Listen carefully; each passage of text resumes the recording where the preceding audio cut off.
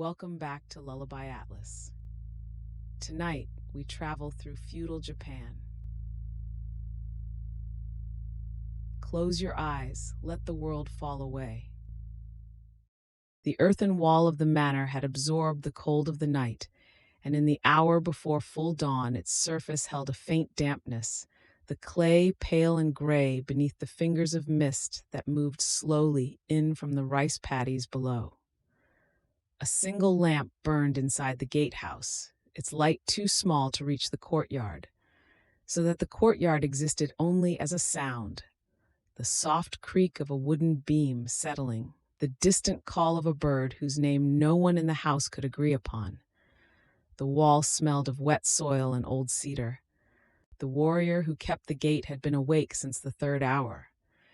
He sat with his back against the inner post, a padded jacket pulled across his shoulders, not quite sleeping and not quite waking, occupying that particular stillness that long service teaches a man.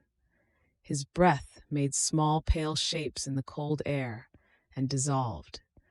Season after season he had sat this way, watching the sky above the eastern ridge go from black to deep indigo, the stars retreating one by one, as though they were being carefully gathered in by some unhurried hand. Inside the main hall, on a stand of lacquered paulownia wood, the armor rested in its usual arrangement. The chest plate curved and dark, the silk cords of the lacing wound tight, the whole assembly carrying a faint dry scent of polished leather and the oil that had been worked into the metal scales with a cloth folded 4 times. The lacquer on the breast caught the lamplight and returned it in a long, slow gleam. No one wore the armor now. It was simply there, as it had been for years, patient and indifferent to the hours. In the yard to the north of the main hall, where the gravel was coarser and the ground slightly lower, a young retainer had already begun his morning practice. He moved through the forms slowly, not from lack of ability, but from a discipline that had been impressed upon him early, that speed without understanding was merely motion, and motion alone was not practice. His sword cut the cold air in a long, descending arc. The sound it made was very slight. It was the sound of something passing through stillness rather than breaking it. For 7 years he had practiced the same sequence of movements before the household was fully awake. His teacher had told him, when he was still a boy, that the body learns what the mind cannot be told directly, that patience was not a virtue one decided upon, but something deposited, layer by layer, the way lacquer is built up on wood over many seasons, each coat thin and barely visible on its own, the depth apparent only much later. The gravel was cold beneath his bare feet, and he felt the cold without moving away from it.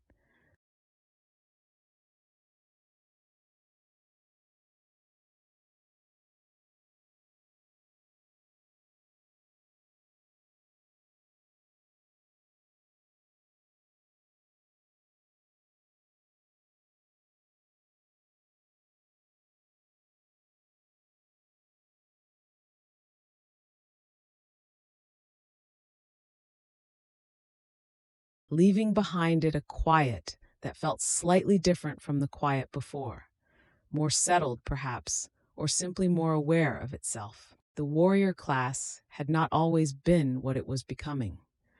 2 centuries earlier they had been administrators on horseback, tax collectors for the great court nobles of Kyoto, men whose function was practical and whose refinement was secondary.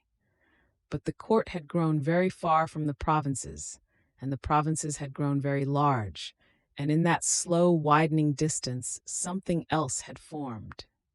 A particular manner of being in the world that was harder to name than to recognize. Something in the posture, in the silences, in the attention given to things other men overlooked. The Genpei War had come and gone like a tide that altered the shape of a coastline without anyone watching the moment of change itself.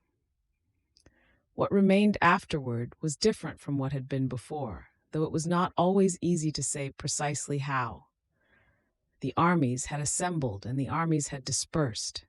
What was left was the smell of cedar smoke on cold mornings, the sound of water moving over stones in mountain streams, and the very ordinary difficulty of governing a land that stretched, province by province, from the deep north all the way to the warm islands of the south. Among those who had passed through those years and come out the other side, there was a woman of whom the chronicles spoke with an unusually careful admiration, as though the scribes who preserved her memory were still surprised, even decades later, by what they had seen. Tradition holds she was remarkably beautiful, with white skin and long dark hair, and that she was at the same time a warrior worth 1,000, ready to confront a demon or a god. Her name was Tomoe, and what the old accounts preserve of her most completely is not the fighting, but the stillness that surrounded her, a quality of absolute presence. After the wars, she lived quietly, according to some accounts, in a province far from the capital, growing older the way a cedar tree grows older, adding to herself year by year without announcing it. The accounts differ on where she went and how long she lived. What they agree upon is the quality she carried with her through all of it, that absolute stillness, that readiness, like water in a vessel that appears motionless but retains, entirely and without effort, the capacity for motion. The morning light on the distant hills was the same as it had always been, indifferent and gentle. There is a story the tradition has preserved very carefully because it carries something that the tradition seemed to know it could not afford to lose. At a coastal encampment on the inland sea, in the last cold hours before a battle at Ichinotani, a young man of 16 was playing a flute. His name was Taira no Atsumori, and he was of the old court nobility, trained in music and poetry and the other arts that the Heian world had valued above almost everything else. The flute sound moved over the water and across the dark beach and into the cedar trees beyond the camp. The flute he played was a delicate instrument, light enough to be held between two fingers, its lacquered exterior the color of old honey. Tradition holds he had carried it with him through the whole campaign, wrapped in cloth, kept from the damp, the way one carries a thing that represents something larger than itself, something about the world one came from and hoped, in some quiet way, to return to. The notes he drew from it that last night were slow and formal, the kind played at court, recognizable to anyone who had spent time in the refined rooms of the capital. What happened at dawn is passed over here, as the chronicle itself pauses around it, the sudden and permanent silence that replaced the flute. Afterward, when the light had come fully and the cold beach lay open and still, a warrior named Kumagai no Naozane found the flute in the wreckage. He recognized it. He understood, from its presence there and its perfect preservation, what had been lost. Not only the boy, but the entire world the boy had carried with him, the world of evening concerts and lacquered halls and poetry exchanged between people who had the long leisure to perfect themselves. Tradition holds that Kumagai wept, a warrior, grown, who had seen much, weeping on a cold beach over a flute. He held it for a long time, it is said, before wrapping it again in the cloth it had been carried in.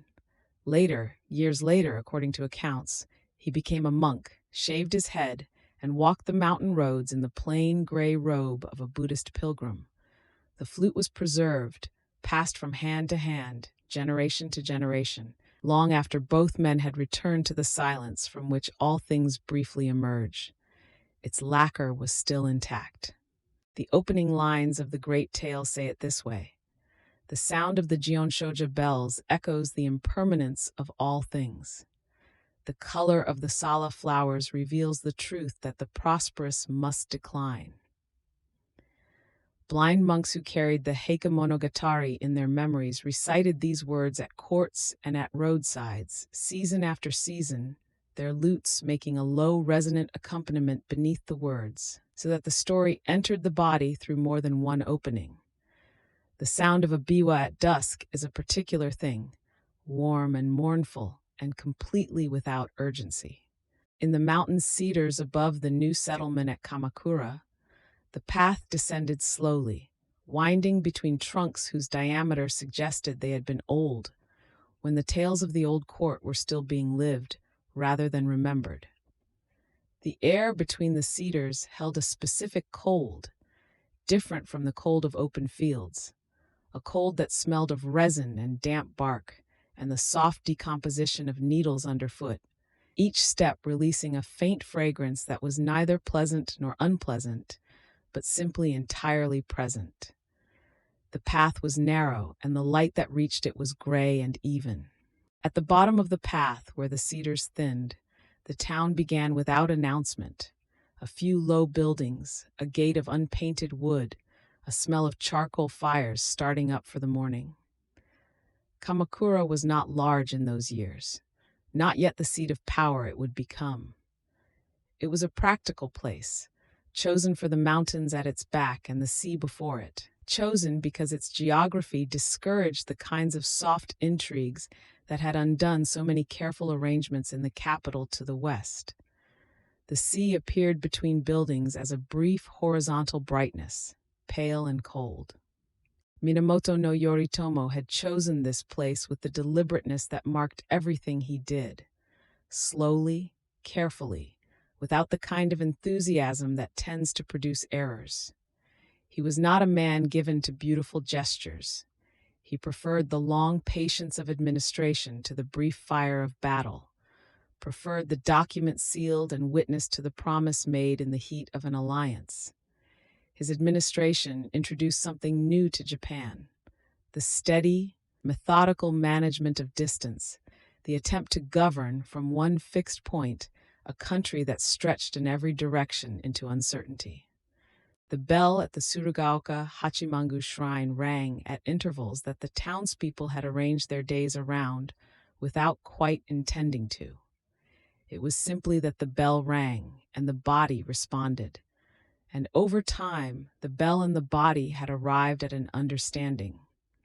The monk who kept the ropes had once said, reportedly as the account has it, that the bell did not measure time but dissolved it, that each stroke did not add to the sequence of hours, but momentarily interrupted the sense that time was moving anywhere in particular. Then the tone faded, and the hours resumed, and the town went on. From the provincial manor to the cedar path to the sea, this was the landscape in which the warrior class was slowly becoming what it would take centuries to fully articulate.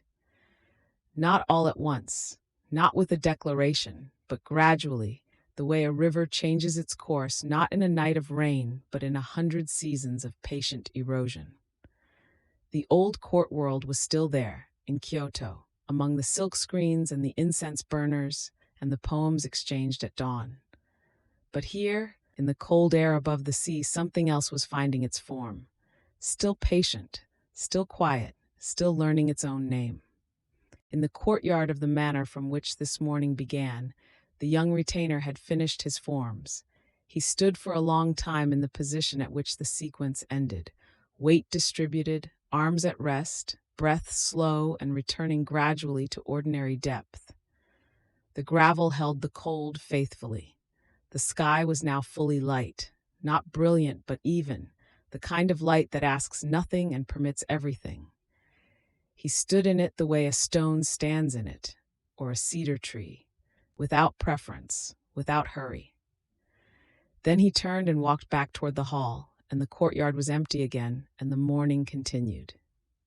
We follow the old road south, through cedar forest, toward the valley that will give a government its name.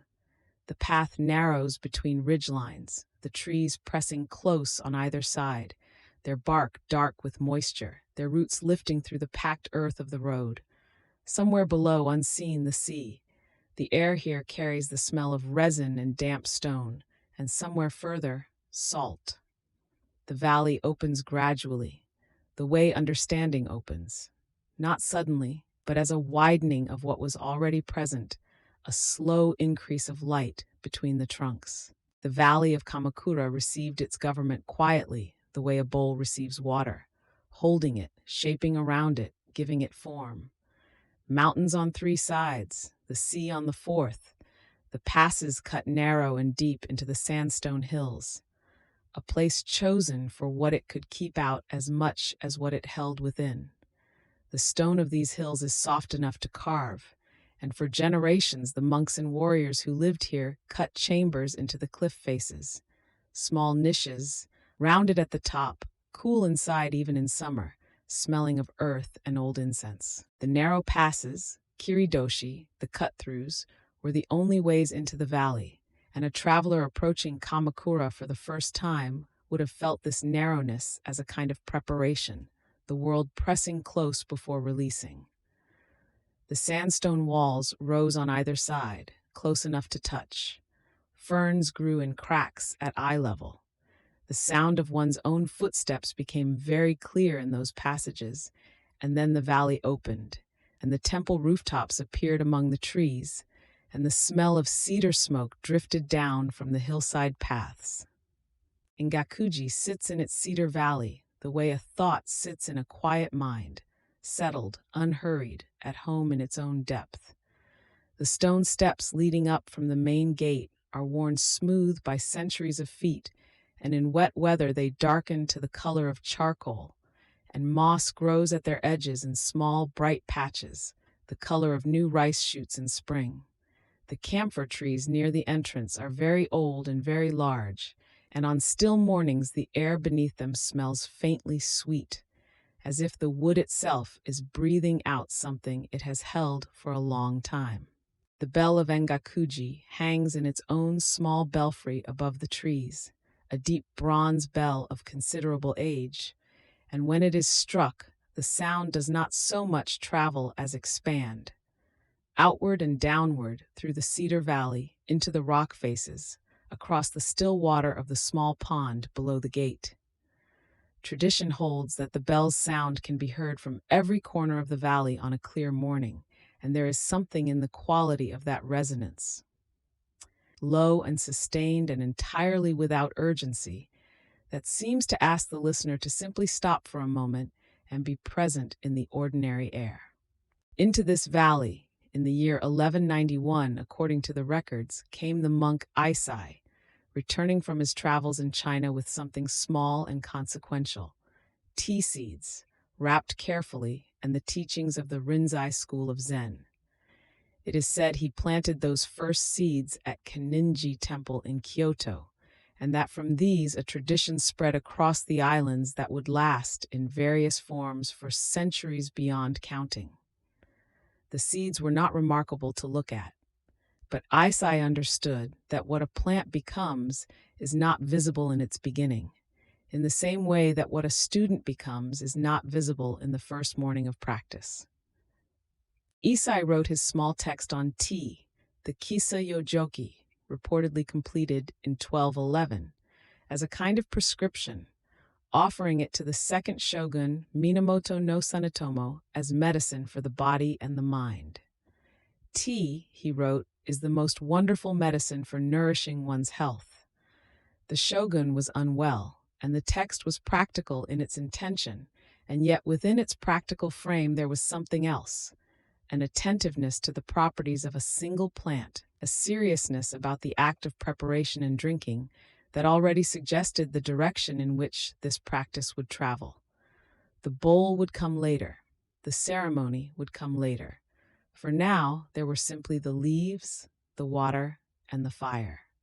Zen found the warrior class with the patience of a tide, not forcing entry but simply being present until it was received.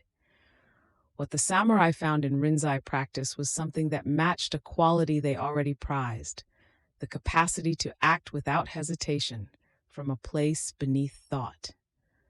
Koan practice, sitting with a paradoxical question until the thinking mind exhausted itself and something else moved, was not comfortable, but warriors were not accustomed to comfort as a virtue. They were accustomed to repetition, to discipline, to the willingness to remain in difficulty until the difficulty became something else. In this, the meditation hall and the training hall were not far apart.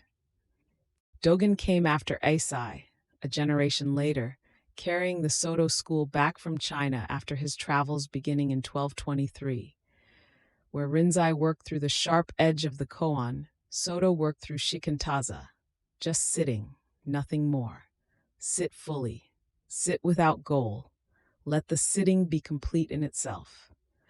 Dogen eventually retreated deep into the mountains of Fukui to a place of considerable cold and considerable silence, and there built a Heiji monastery, the temple of eternal peace, in a valley where the cedar trees grew close and the snow in winter lay heavy and undisturbed for months on the sloping roofs.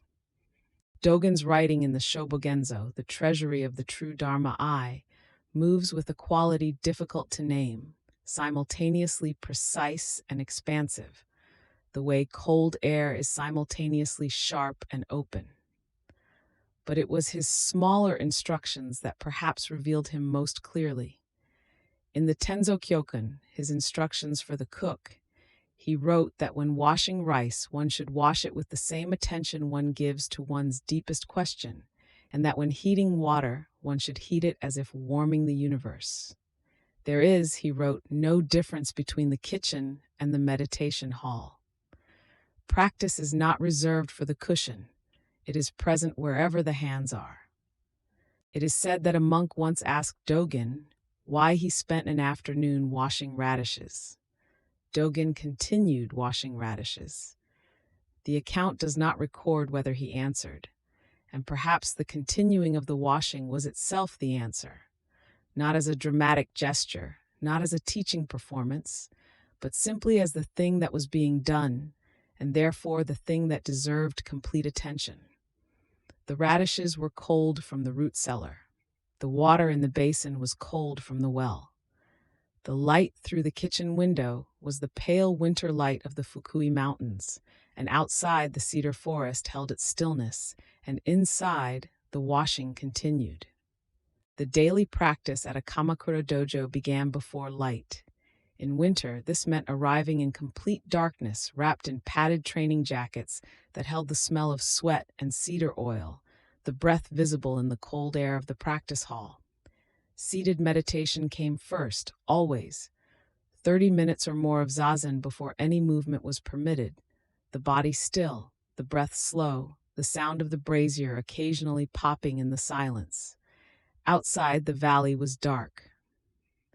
The cryptomeria trees were invisible against the sky. The sea, somewhere beyond the ridgeline, was present only as a faint salt suggestion carried on the cold air. When the meditation ended, the practice moved to the wooden bakken, the training sword, heavier in the hands than it appears, the grain of the oak or white oak running along its length. The first light was just beginning as kata practice began, the same sequences of movement practiced in the same order, each morning, season after season, until the body learned them more deeply than the thinking mind ever could. The sound of a bakken striking the practice post, the makiwara, was a hollow percussion, very clean and very final, like a woodpecker working cedar in a still morning, and it carried across the courtyard and up the hillside into the trees. The cold water practice, misogi, the purification, was performed in winter without the softening of ceremony. Buckets of well water, drawn up in darkness, poured over the body in the courtyard before the sun reached the valley floor. The well water in Kamakura tasted faintly of iron and stone, and it was cold in a way that felt absolute, and the practitioners who emerged from it moved differently for a time, more deliberately, more slowly, as if the cold had clarified something about the relationship between the body and the will. This was perhaps its purpose, not punishment, but a sharpening. The cold asked something, and the answer was simply to remain. The meals that followed these mornings were simple by design and by sincere preference. Rice, pickled vegetables, miso soup, the same food served in the monastery on the hillside. The simplicity was not poverty, but agreement, that the body requires sustenance, and that sustenance does not require elaboration. The pickled vegetables had been prepared in autumn, packed into crocks with salt and weights, and they tasted of that preservation. Sharp, bright, definite. The miso had depth, the rice was plain. Eaten in near silence, with attention, in a low-ceilinged room where the steam from the soup made the air slightly warmer than the courtyard outside, these meals had a quality of completion. The great Buddha of Kamakura, Kotoku in Daibutsu, sits above the cedar canopy in a stillness that seems to predate the valley itself, though accounts suggest it was completed in the mid-13th century, seated in its hollow bronze, the hands resting open on the knees. In morning light, the bronze takes on the color of old green water, or of weathered copper, and the expression of the face, the lowered gaze, the slight downward curve of the mouth, is not sad and not serene in any performed way, but simply present, the way a very old tree is present, not doing anything, not for any viewer, simply being fully what it is. In winter, snow settles on the bronze head of the great Buddha without melting for some time, and there are mornings when the figure sits above a white valley with white on its shoulders and on the curve of its helmet, entirely patient, entirely undisturbed. The cedar forest below holds its own snow in the upper branches, the weight of it bending the tip slightly downward, and the valley is very quiet in this condition. The snow absorbing sound the way cloth absorbs water, and the only thing audible is the distant bell of Engakuji, that low bronze resonance traveling through the cold air, and the white silence, without urgency, arriving wherever it arrives. Hojo Tokimune was regent during years of considerable external pressure, and it is recorded that he was also, during those same years, a devoted student of the Chinese Zen master Mugaku Gengo. The accounts of their exchanges have the quality of Zen literature generally, spare, a little paradoxical, pointing towards something that cannot be said directly. On one occasion, as the Mongol threat gathered in the waters between Korea and Japan, Tokimune went to Mugaku and said, according to the accounts, "The greatest event of my life approaches." Mugaku asked, "What is the greatest event?" And Tokimune, rather than answering with words, made a single sound, katsu, a shout of pure presence.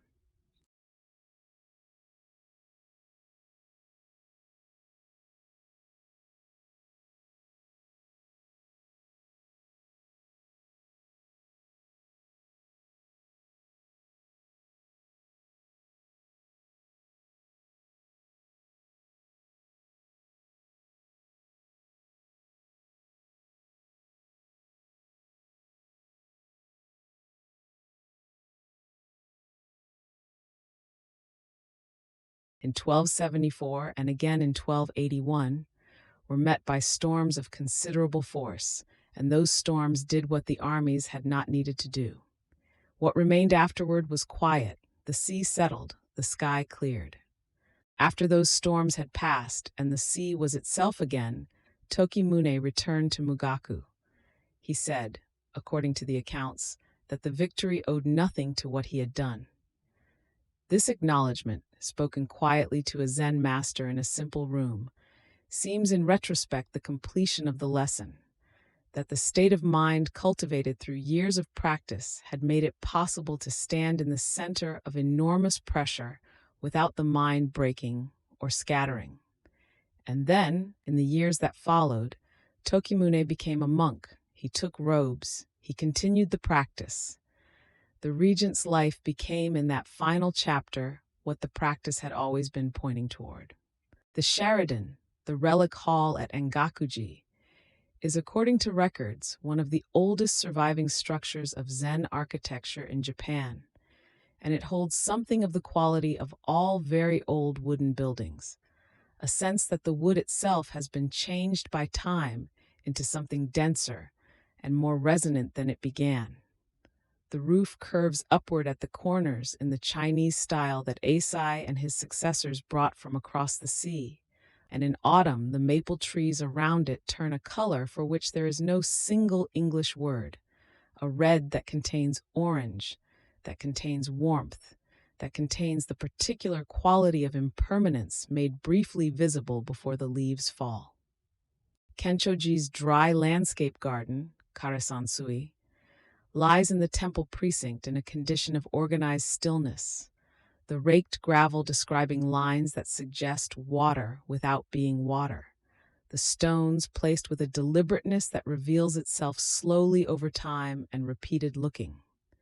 A practitioner who sat before this garden every morning for a year would, tradition holds, see different things in the 12th month than in the first, not because the garden had changed, but because sustained attention gradually reveals what hurried glancing cannot.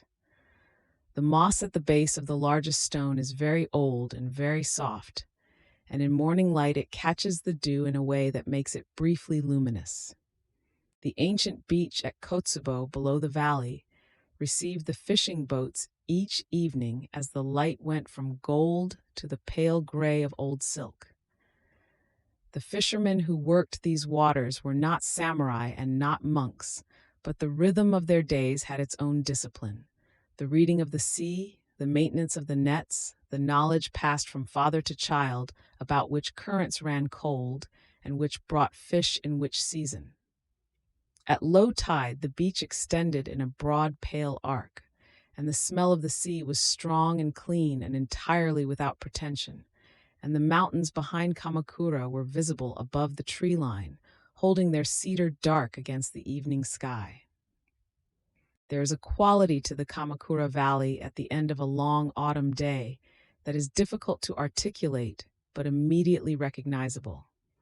A kind of gathering, as if the light and the silence and the smell of cedar smoke from the temple kitchens were all moving in the same direction, toward rest. The rock-cut yagura niches in the cliff faces darkened first, the chambers going cool and still, while the upper trees still held the last of the bronze light. In those small carved rooms, the smell of old incense and cool stone settled into something that was simply the smell of age. Not unpleasant, not nostalgic, simply the smell of what endures. The monks at Eiheiji, deep in their Fukui Cedar Valley, had by Dogen's design a schedule of extraordinary regularity. The bell before dawn, the meditation, the work, the meals, the evening sitting, the silence. Season after season, this structure repeated, and in the repetition was the teaching that consistency is not monotony, that the same sequence performed with full attention is never identical to itself, that each morning's zazen is its own morning, unrepeatable. The snow that lay on the sloped roofs of Eiheiji in deep winter was heavier than the snow of the previous year, or perhaps less heavy, and the quality of the silence it produced was always its own quality, not reducible to memory. The Kamakura period drew toward its close as all periods do, not with a single moment, but with a gradual shift of weight, the way a branch under snow shifts slowly until at some unhurried point the snow slides and the branch rises. The government that had settled in this valley had given Japan something durable regardless. The formal relationship between the warrior class and the contemplative traditions that would continue to shape both for centuries beyond the valley's particular history. The cedar forest remained. The stone steps of Engakuji remained, worn a little more, the moss at their edges thickening very slowly through each decade of rain. The bell continued its morning sound. Within the larger world of domain and temple and cedar forest, there existed a smaller world, the bukeyashiki, the samurai household, where the same principles of attention and stillness were practiced not in grand gesture, but in the repeated texture of ordinary morning. The compound sat behind a low earthen wall, its gate of plain cedar, its garden visible from the inner rooms through screens left open a finger's width to admit the earliest light. Dew had gathered on the stepping stones through the night, and the moss between them held the darkness a little longer than the stone itself. Before the light fully arrived, a servant moved through the interior rooms, rekindling the charcoal brazier from the embers that had been banked the previous evening. The iron basin sat nearby, and when water was poured into it from a ceramic pitcher, a faint curl of steam rose and dissolved in the cold air. The samurai washed his face slowly, the water sharp against skin that had not yet fully woken. The lacquered basin painted in a repeating wave pattern, darkened by years of use. Outside, a crow called once and was answered by silence. The household Shinto shelf, the kamidana, occupied a high position along the north wall of the main room. Each morning a small offering was arranged there: a shallow dish of fresh water, a few grains of salt, a sprig of evergreen cut from the garden hedge. The samurai stood before it briefly, his breathing slow, his hands at his sides. There was no elaborate prayer, no recitation. The gesture was enough: the acknowledgement that the day had opened again, that the household stood within something larger than its own four walls. Across the room, lower and more intimate, the butsudan stood with its doors open for the morning. A stick of sandalwood incense had been lit, and its thin thread of smoke rose without hurry through the still air, carrying the scent of warm wood and something faintly sweet. A small bowl of rice sat on the offering shelf. A single white flower, cut from the garden that same morning, still holding its stem water, leaned in a narrow vase. The smoke drifted toward the open shoji seam, where the garden's cold entered and the household's warmth went out to meet it. After the offerings, the practice. The samurai moved to the garden while the light was still indirect and gray, the sky a uniform pale above the pine tree's upper branches. Bare feet on the stepping stones for only a moment, then onto the raked gravel area kept clear for this purpose. The kata began not with motion but with stillness. A pause of breath, the sword not yet unsheathed, the hands simply at rest at the sides. Season after season, year after year, the same opening stillness had preceded the same first movement, a settling inward before anything moved outward. The kata moved through its sequence with the quality of water finding its course, not forced, not hesitant, but following what had been worn into familiarity through 10,000 repetitions. For 7 years he had practiced the same form alone in this garden, in the wet heat of summer when the gravel steamed after rain, and in winter when the breath came out white and the grip was colder than the blade.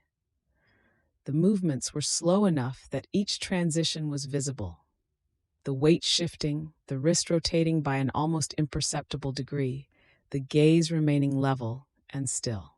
On mornings when light rain fell, the practice continued. The gravel darkened in patches as the drops arrived unevenly, the pine above offering partial shelter so that its dripping fell in clusters rather than evenly. The sword blade gathered moisture that had to be dried carefully afterward. The rain was not an interruption. It was simply another condition, like cold, like heat, like distraction, like fatigue, within which the same quality of attention was required. The same quality, nothing more, nothing less. This was, according to tradition, what the masters had always asked of their students: consistency across conditions. The kata completed, the sword was wiped with a soft cloth before returning to its stand just inside the entrance room. The cloth was folded afterward in a specific way, not neatly for appearance, but so that the next use would begin with the clean side. The sword stand itself was lacquered a deep red-brown, almost the color of old cedar, and it held the weapon at the angle that allowed the blade to rest without strain on the guard. This small attention, the cloth, the angle, the color of the stand, was not ceremony. It was simply the continuation of practice into the handling of objects. The morning meal was simple and arranged without decoration. A bowl of miso soup arrived warm, its surface drifting with small squares of soft tofu and strands of dark wakame seaweed that had already unfurled from their dried state.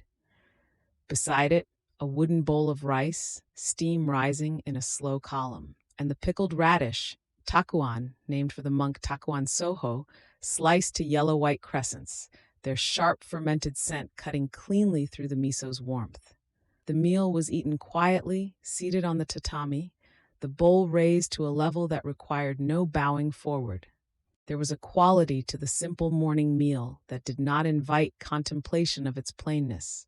It was simply what the body required, offered without apology, and received without commentary. The soup's warmth passed inward, and the cold that had gathered in the garden practice was gradually replaced by something more settled. Occasionally, a small grilled fish accompanied the bowls, its skin faintly charred, its flesh offering the clean taste of salt water. But the fish was seasonal, dependent on what the market quarter had available, and many mornings passed without it. The meal was complete either way. After eating, the study. A small room at the back of the compound where the morning light entered from the east and lay across the writing desk in pale bars that narrowed slowly as the sun climbed. On the desk, a scroll of Confucian text, already partially unrolled from the previous morning's reading, its edges slightly curved from years of being open and closed. A ceramic weight held the left edge flat.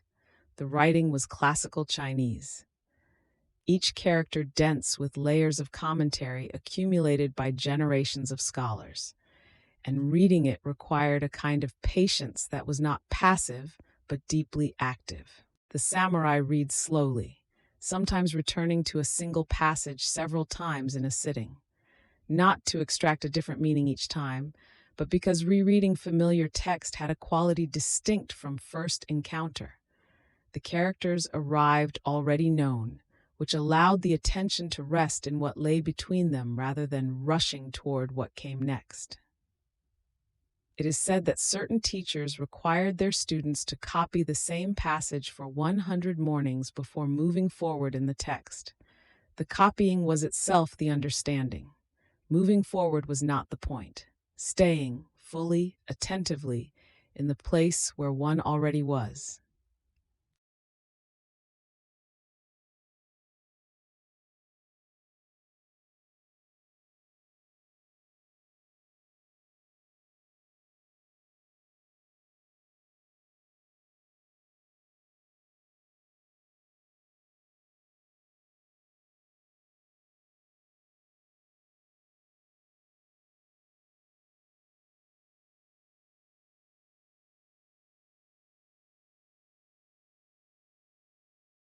The brush may be taken up.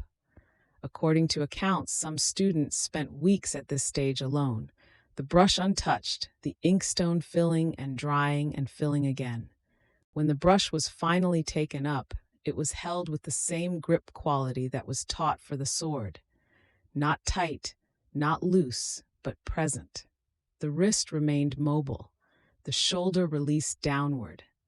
The first stroke, what the tradition called the kiri, the cut, was drawn with the whole body attending, the breath timed to the movement, so that the stroke arrived not from the fingers alone, but from somewhere deeper and more central. The scratch of brush on washi was a sound both dry and soft, and it lasted exactly as long as the stroke required, then stopped. The pause after was as important as the stroke itself. It was said of the swordsman Yagyu Munenori, whose writings on the art of war and the art of stillness were studied in households across the domains, that when asked when a sword should leave its scabbard, he replied that it never should. The student who received this answer was initially confused, and Munenori continued, "A sword that must be drawn has already, in some sense, failed." What the years of practice were building was not the ability to act, but the quality of presence that made action unnecessary. Whether this account is precisely as it happened, tradition holds it as the spirit of what the practice intended. The middle of the day belonged to duties of the domain, correspondence copied, records reviewed, the small administrative fabric of household management attended to. But in the afternoon, before the light began to withdraw, there was a period reserved for the maintenance of weapons. The sword was taken from its stand and laid on a clean cloth. A small wooden box held the tools, a brass mallet, a soft paper punch, vials of clove oil, cleaning paper folded to precise thicknesses.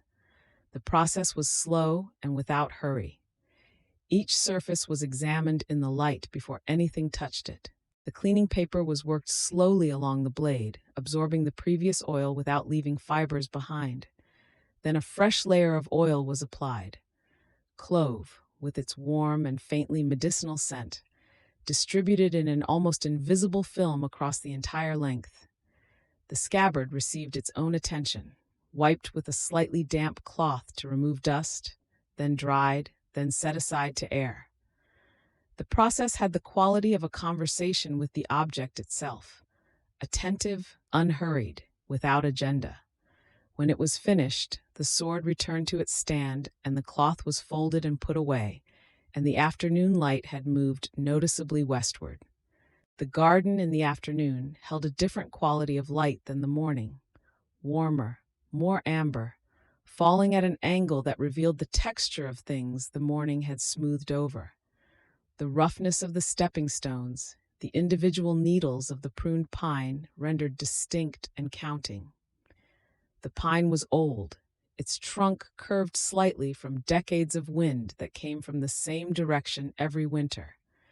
It had been pruned to lean slightly left, a shape that had required 30 years of small annual cuts to achieve.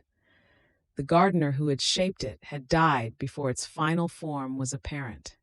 His successor had continued without changing direction. The tsukubai, the stone water basin set low at garden level, fed by a bamboo pipe from a cistern above, held still water in which the pine's shape reflected broken and shifting. Moss had grown over its outer surface in the years since it was placed, softening the original cut edges so that it now seemed less like worked stone and more like something the garden had produced from itself. A small wooden ladle rested across the basin's mouth, its handle weathered silver gray. In summer, the sound of water trickling through the bamboo was constant and cool. In winter, the flow slowed and sometimes stopped in the coldest weeks. As the day's light began to cool and pull back from the garden, the charcoal was brought again to the iron kettle in the inner room. This was not the quick rekindling of morning, but a more deliberate building of heat. Charcoal selected from the basket by size, arranged in a specific pattern over the ash bed so that the heat would distribute evenly and the kettle would come to its particular murmuring pitch without rushing. The sound of water heating in an iron kettle is unlike any other, a low interior sound, somewhere between humming and the distant rushing of a stream heard through trees. Tea in the samurai household was not always the formal tea ceremony of the tea masters. That required its own room, its own time, its own protocol. What the evening often offered instead was simply tea made with the same quality of attention that the formal practice taught. The water at the right temperature, the bowl warmed before pouring, the tea placed with care, the first bowl held in both hands and drunk without hurry. The bowl used in the evenings was a raku piece of dark clay, slightly irregular in its shape, its glaze running unevenly down one side. It had belonged to the household for 2 generations. In summer, before the evening fully settled, water was carried to the garden in a wooden bucket and sprinkled across the flat stones near the gate. The water fell in an arc and darkened the stone immediately, and the heat that had been stored in the stone through the afternoon released upward as a faint breath of cooled air. The sound of the water arriving on warm stone was brief and conclusive, like a short sentence. The garden took on a night smell after this. Green and mineral, the moss releasing whatever it had been holding through the dry heat of the day. Frogs began in the distance, answered unevenly. The household journal was written after tea in the last light of the standing lamp, its flame a small, steady presence in the room's darkening. The entries were not events narrated, but notes. The weather, a matter of correspondence, the condition of the horses, a phrase from the morning's reading that had stayed. The brush moved with a different quality here than in the formal calligraphy practice. Looser, faster, the characters slightly compressed, written for use rather than for beauty, and yet the same attention was present. The breath, the held wrist, the specific weight of the brush on the paper's slight resistance. Before sleep, the book was closed and its ribbon marker set between the pages. The lamp was lowered but not extinguished immediately. It remained at its smallest flame while the futon was laid across the tammy by a servant, the bedding unfolded from its daytime storage in the wall closet. In winter, this bedding was several layers deep, and the outer surface was thick woven cotton in a pattern of indigo and white that had faded to something almost gray with washing. In summer, only a single katabira of thin cotton, its weight barely registering on the skin, the night air itself doing the work of covering. The temple bell arrived at its appointed time, a sound that reached the household from across the rooftops and the intervening gardens and the dark length of the street between. It did not startle. It had arrived at this hour for longer than anyone in the household could remember. And it had arrived last night and would arrive tomorrow night and every night of the seasons, turning through without announcement. The sound was low and rounded, and it did not decay quickly. It opened wide and then very gradually narrowed back toward silence, the way water settles after a stone has been dropped and the rings have reached the edge. The charcoal in the brazier was banked for the night, covered with ash so that the heat slowed without dying, so that morning would begin with embers rather than cold iron. The shoji were drawn closed along their grooves. The lamp was extinguished, and the room became the darkness of a room that has known many sleeps, not empty, not threatening, but simply itself without light, which is also a quality of rest. Somewhere in the garden, water moved through the bamboo pipe and arrived quietly in the stone basin. The pine held still against the night sky, and the household, which had begun in darkness and would begin again in darkness, settled into the long quiet between. Beyond the household wall, beyond the garden pine and the stone basin, the road stretched outward across the plain.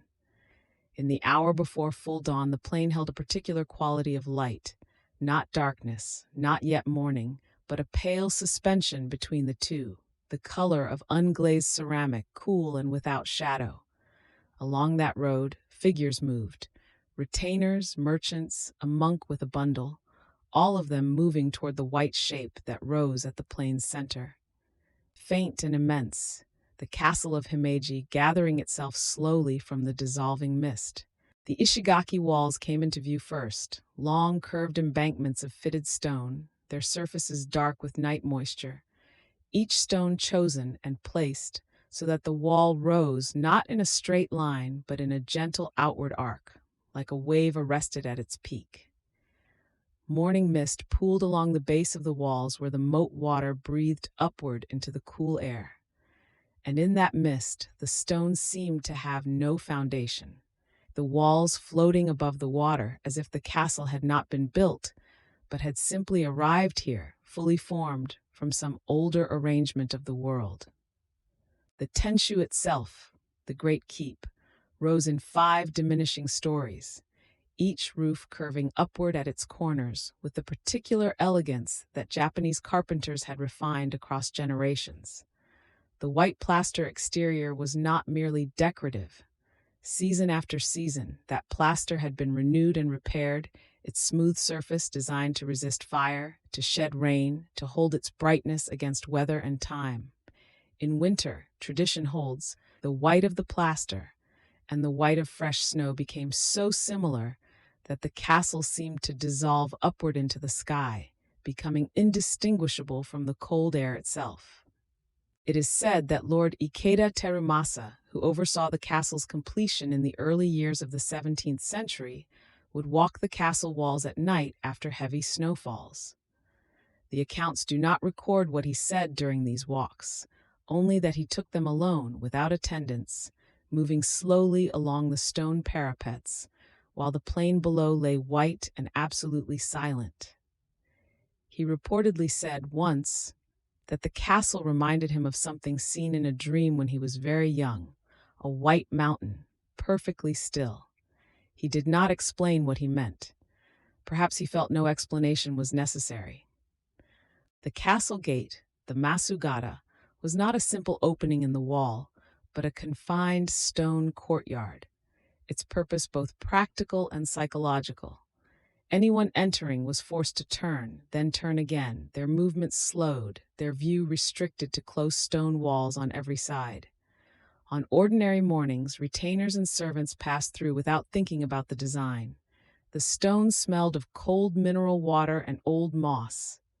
A single voice echoing inside the Masagata courtyard took on a strange, flattened quality, as if the stone walls absorbed something of every sound that had ever passed between them.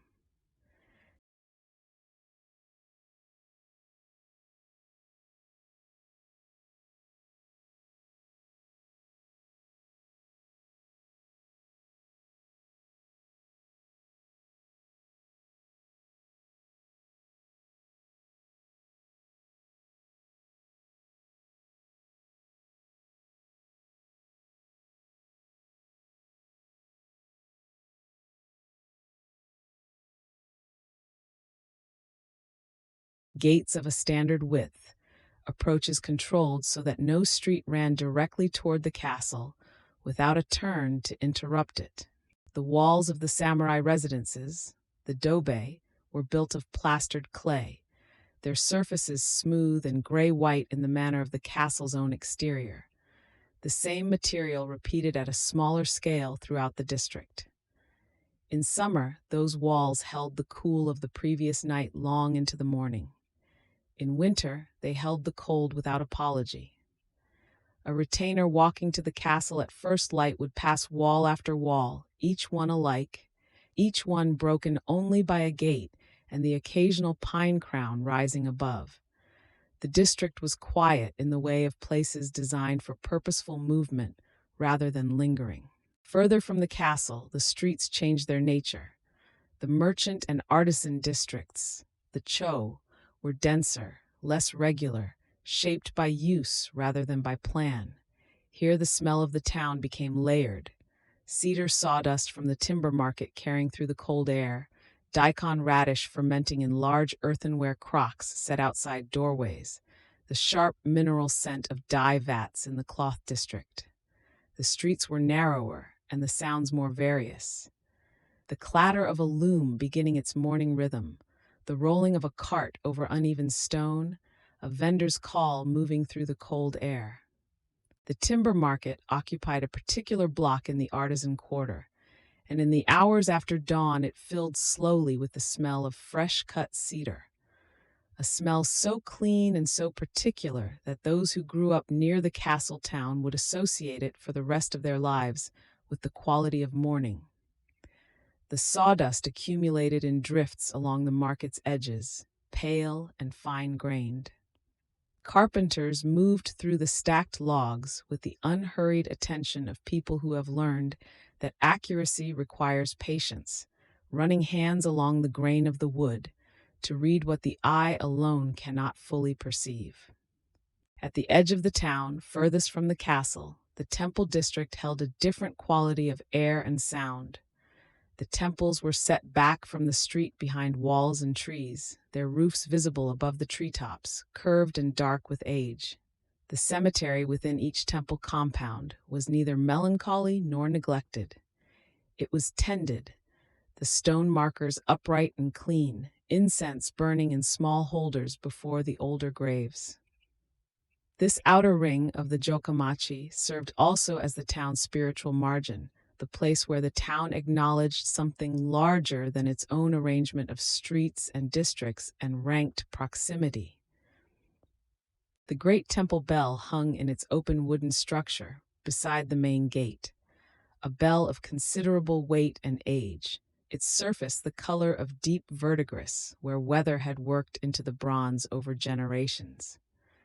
At dusk, the bell was struck once, a single tone that expanded outward in all directions simultaneously, traveling across the merchant district and the samurai quarter, crossing the moat, reaching the plain beyond the castle walls, still audible, tradition holds, across several miles of open country.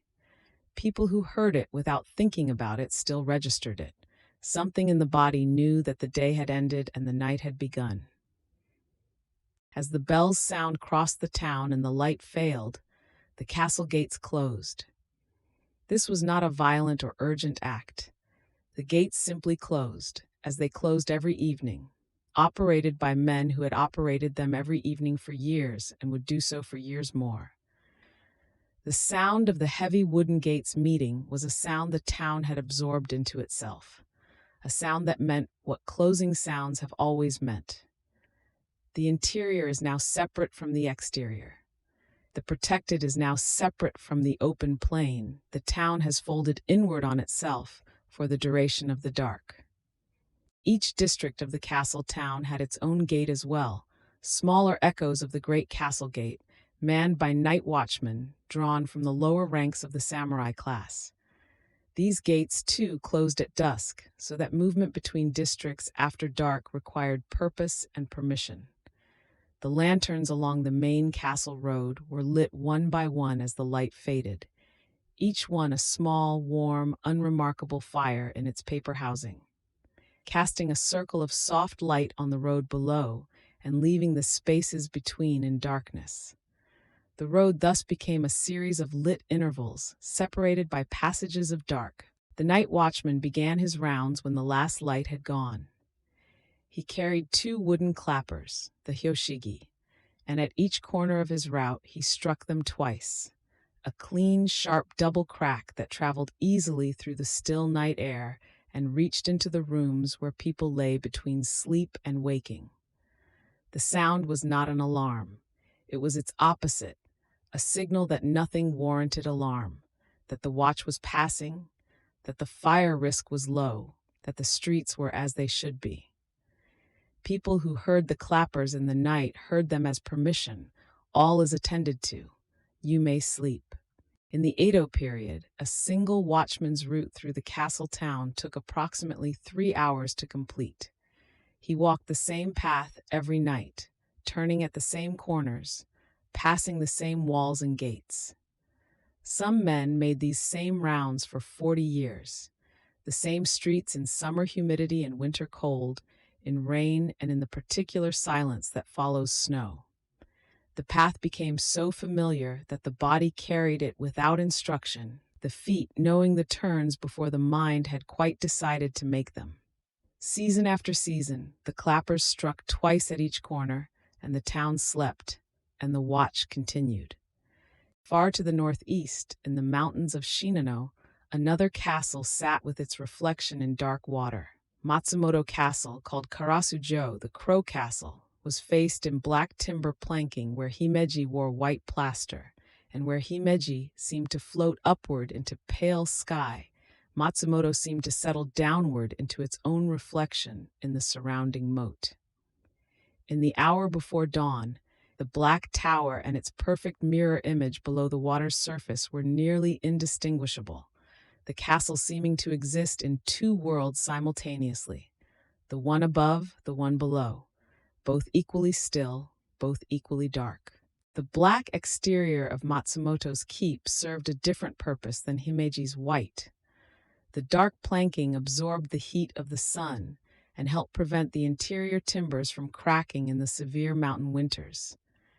This was the practical answer to a practical problem, yet the result was something of unexpected beauty. A castle that seemed to belong to the season of bare trees and iron-gray sky, a building that wore winter's own colors.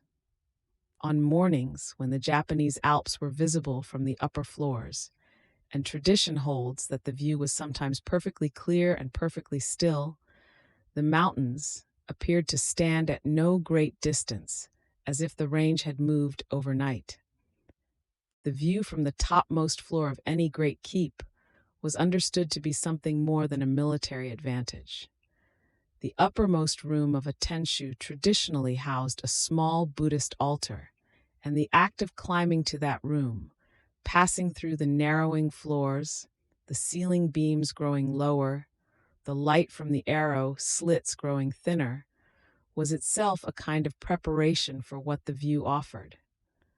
Standing at the highest point and looking out over the town, the plains, the forests, the distant mountains, a person perceived what could not be perceived from below, the full scale of the world they inhabited and their own smallness within it. The plain spread outward in all directions, its fields divided by irrigation channels that caught the light and held it briefly before releasing it again into the wider glare of the sky. The cedar forests on the foothills to the north were dark even in summer, the trees too densely grown for much light to reach their interior. In autumn, the maple on the lower slopes turned a color that had no precise name in any language, something between red and orange and the particular brown of aged lacquer. And this color, when viewed from the castle tower, gave the hills the appearance of smoldering slowly, warmly, without urgency. Winter brought its own transformation to the castle town. Snow fell on the town as it fell on the plain, covering the tile rooftops and the earthen walls and the stones of the road with a uniform quiet weight. The merchant district's morning sounds were muffled and delayed. The looms began later. The vendors' calls were shorter. The footsteps on the road arrived already softened by snow.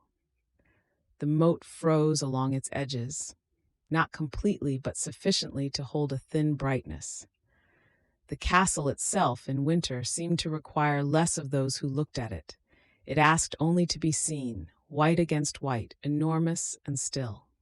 Within the samurai quarter, a retainer's household on such a morning moved through its preparations with the particular efficiency of people accustomed to beginning their days before full light. The sound of water being poured into a basin carried in the cold air with unusual clarity. The smell of rice cooking drifted through the wooden screens. A horse shifted in its stable with a sound of straw. These sounds did not disturb the morning's quietness. They were part of it, the small, reliable sounds that confirmed the household was intact, that the night had passed without incident, that the day was beginning as days should begin. By midday, when the winter sun had risen as far as winter suns rise in those latitudes, the castle town came to its fullest version of itself. The merchant district was at its most active, the sounds overlapping, the smells more complex in the slightly warmer air, the people on the streets moving with the unhurried purposefulness of those who know their tasks and have enough time to accomplish them. The castle above observed all of this without comment. Its white walls caught the low winter sun and held it, the plaster surface almost luminous against the pale sky, the shadow of the great keep falling long and slow across the rooftops of the samurai quarter below. Dusk came early in winter, the light leaving the sky by stages. First the color, then the warmth, then the light itself, and finally only the pale reflection of snow holding the afterglow long after the sun had gone. The castle gates were already closed. The temple bell had already sounded. The lanterns along the main road were lit, each one a small warmth in the widening cold. In the merchant quarter, the shutters of the shops were being drawn closed from the inside, one after another along the street, each closure a small completion, the day folding into itself, the night receiving what the day was setting down. Deep in the night, when the watchman had passed, and the clappers had sounded their last corner of the route, and silence had returned fully to the empty streets, the castle stood in the dark, as it had stood in every dark before this one. The moat reflected nothing, or reflected everything, the blackness above meeting the blackness below, along a surface barely distinguishable from either. The stone walls were cold to the touch. The pine trees at the castle's edge held snow on their branches in shapes that required no wind to hold them, only stillness, only the patient balance of cold weight on cold wood. Somewhere within the castle walls, in a small room near the inner courtyard, a lamp had been left burning, an oversight perhaps, or a deliberate choice of someone who preferred to work late into the night. Its light reached only a small circle of the room. Beyond that circle was the castle's own darkness, the darkness of stone rooms and timber corridors, and the cold mineral smell of walls that had been built to outlast the people who built them. The lamp would burn until it did not. The castle would be here in the morning, and the morning after that, and for many mornings beyond any that the people who now slept within its walls could count. The night watchman had completed his last round. His footprints traced the route in the snow, a record of passage that the morning would obscure, the snow continuing or the sun arriving to soften the edges of each step until the route became indistinct and then gone. But for now, in the deepest part of the night, the footprints were still there. A path through the castle town, past every gate and wall and lantern post, encircling the whole of the place that had been built, over generations, to be a world that held itself together against time. The snow lay on the castle rooftop, the charcoal in the guardhouse had gone cool, the town breathed slowly in the dark, which is what towns do when they are whole and at rest. There is a path. It is not long, perhaps 15 meters from the outer gate to the door of the tea room, and yet those who have walked it say that it takes a person further from the world than any road of 15,000. The stones are irregular, gray, set unevenly into the moss so that the walker must look downward, must slow the foot, must stop carrying whatever thought had been traveling since morning. Season after season, the moss between the stones grew a little thicker, a little greener, a little more patient than the people who passed over it. This was the Roji, the dewy ground, and Murata Juko had understood it first, in the long quiet of the Muromachi century, that the approach to tea must itself be a kind of tea, that the mind needed preparing before the bowl was lifted. By the time Rikyu shaped the Roji into its fullest form, every element had been considered. The size of each stone, the distance between them, the height of the stone lantern, the angle from which its small flame would be visible through cedar branches at dusk, barely a breath of light above the moss. At the far end of the path stood the tsukubai, the stone water basin, low to the ground, filled from a bamboo pipe that released its water in a thin, continuous thread. Guests would crouch here, lower themselves, rinse the hands and mouth before entering. The water was cold. The sound it made, falling into the stone basin, was small and very clear. It had been watered before the guests arrived, so the stones around the basin were dark and smelled of minerals, of river, of something older than the garden itself. Rikyu had said that every step on the Roji was a step further from the dust of the marketplace. He meant it plainly. The affairs of rank, of commerce, of war's long shadow. These did not follow a person through the garden gate. The uneven stones required attention too immediate for ambition. The cold water at the basin required presence too complete for grievance. By the time a guest reached the small clay wall at the garden's end, with its single square opening, they had already become, in some quiet and unremarkable way, a different arrangement of themselves. The Nijiriguchi, the crawling entrance, was approximately 65 centimeters square. No taller, no wider. To enter, a person must kneel, lower the head, draw the body through. There was no other way. A great daimyo bearing 3 provinces and 1,000 retainers entered this door the same way as the humblest guest who had walked the Roji and worn sandals. The armor and the title and the surnames going back 8 generations. None of these could be carried through that small square. They had to be left outside, with the sandals, in the ordinary air. Inside the Taiyan room, Rikyu's most complete expression, built it is said in 1582, and surviving still at Myokian Temple, the entire world was 2 tatami mats. approximately 3 1/3 square meters.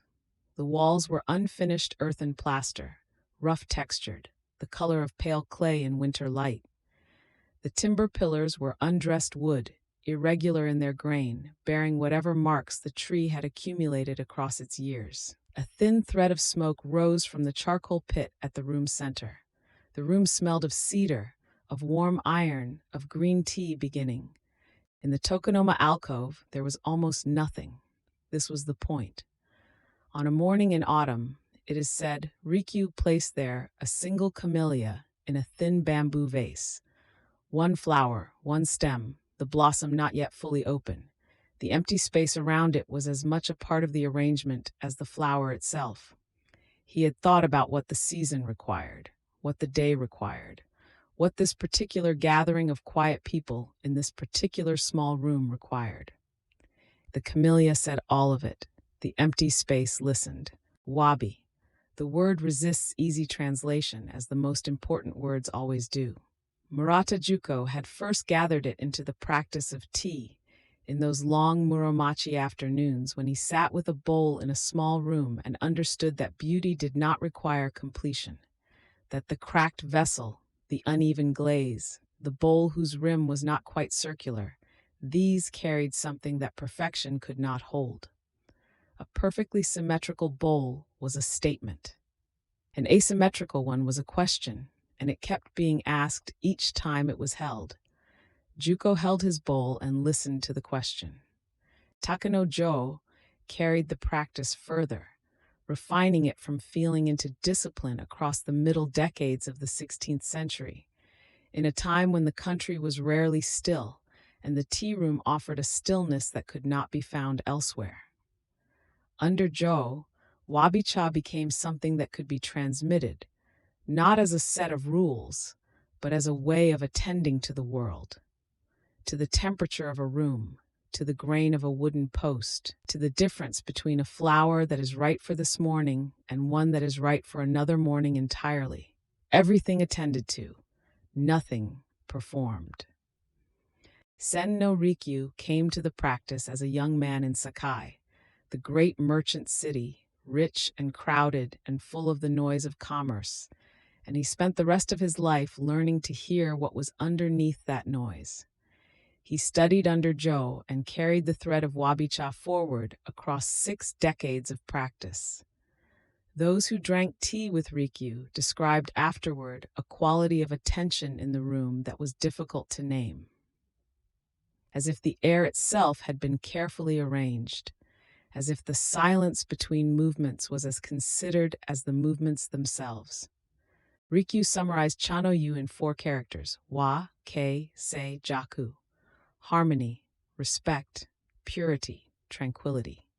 When a student asked him to say the same thing in simpler words, he said, make a satisfying bowl of tea. Arrange the charcoal so the water boils properly. Arrange the flowers as they are in the field. In summer, suggest coolness. In winter, warmth. Do everything ahead of time. Be prepared for rain. Pay special attention to your guests. The student listened, then said, but I already know all of that. Rikyu replied, when you can do all of it, I will be your student. The iron kettle, the kama, sat over its charcoal through every ceremony, and Rikyu gave its sound a name. He called it Matsukaze, the voice of the pine in the wind. It was not metaphor for its own sake. The simmer of water in a well-cast iron vessel, at the moment just before it reaches full boil, produces a sound that moves in waves, that rises and falls in pitch the way a wind moves through pine needles, now present, now receding, now present again. A person who had heard it once would recognize the comparison immediately and feel, perhaps, that they had been hearing pine trees all along. There was a morning in autumn. The accounts do not record which year, which month, when Rikyu had finished cleaning his Roji garden. His son Soan had watched the work, and when it was done, said that the garden was immaculate. Every stone swept, every fallen leaf removed, the moss free of debris, the path running clean, and even from gate to tea room door. Rikyu stood at the garden's entrance and looked at it for a long moment. Then he reached up and took hold of a low branch of the maple tree at the garden's edge. He shook the branch gently once. A small cascade of autumn leaves, amber, deep red, some already fading to the pale yellow-brown of late October, fell across the stones and the moss in an irregular scatter. Some landed on the stepping stones. Some came to rest against the stone lantern's base. A few caught in the moss and stayed tilted there, bright against the green. Rikyū looked at the garden for a second long moment. Then he said quietly to his son, "Now it is clean." He went inside. The leaves remained exactly where the branch had placed them. What Rikyū had understood was this: that cleanliness in the tea garden was not the absence of nature, but nature's presence in its proper proportion. The perfectly swept garden was a human statement imposed over the world. The garden with its scattered leaves was the world itself, which had been tended and was now allowed to be what it was. The moss would hold a leaf until the wind took it somewhere else. The stones would carry the color of the leaves in their reflected light for the rest of the afternoon. The garden would do what gardens do when given the chance. It would simply continue. Inside the tea room, the raku bowl waited. It had been made by the potter Chojiro, working in close consultation with Rikyū himself, who had wanted a bowl that expressed wabi in its very material, hand-formed rather than wheel-thrown, so that the mark of the maker's palms remained visible in the slight variations of the wall, fired at low temperature, so that the glaze was matte and dark and deeply uneven, heavier on one side than the other. When lifted with both hands, the bowl was warmer than expected and heavier. It rested in the hands the way a sleeping thing rests, pressing down gently into the palms. The matcha itself was ground very fine, the color of deep moss or of the hillside above a cedar forest just after rain. Mixed with the hot water from the iron kettle, whisked with the split bamboo chastened into a thick, pale green froth, it smelled of the earth it had come from. Green and slightly bitter and clean in the way that only things grown with patience smell clean. The first bowl passed between host and guest carried all of this. The sound of the kettle, the smell of charcoal and cedar, the weight of the bowl, the color of the tea. Nothing was explained, everything was present. The bamboo tea scoop, the chashaku, was smooth as silk in the hand, its slight curve shaped by a single cut and a single bending over heat. Rikyū carved his own sometimes. The carving of a chashaku was itself a practice. The attention required to feel where the bamboo wanted to yield and where it did not, the patience to follow the grain rather than impose upon it. A chashaku made in this way carried the quality of attention of its making. A guest who received one as a gift held something that had been attended to for hours, in silence, in a small room, by hands that knew what they were doing. There were ceremonies where no words were spoken at all, where the sound of the kettle, the scrape of the chasen, the soft placement of the bowl on the tatami constituted the entire conversation, and it was sufficient. The silence in a Rikyū tea room was not an empty silence. It had texture, the way good cloth has texture, the way the earthen wall had texture, rough at the surface but warm beneath. Two people in a room of two tatami mats, with the pine wind sound of water heating between them. This was, according to those who experienced it, enough. It was more than enough. It was complete.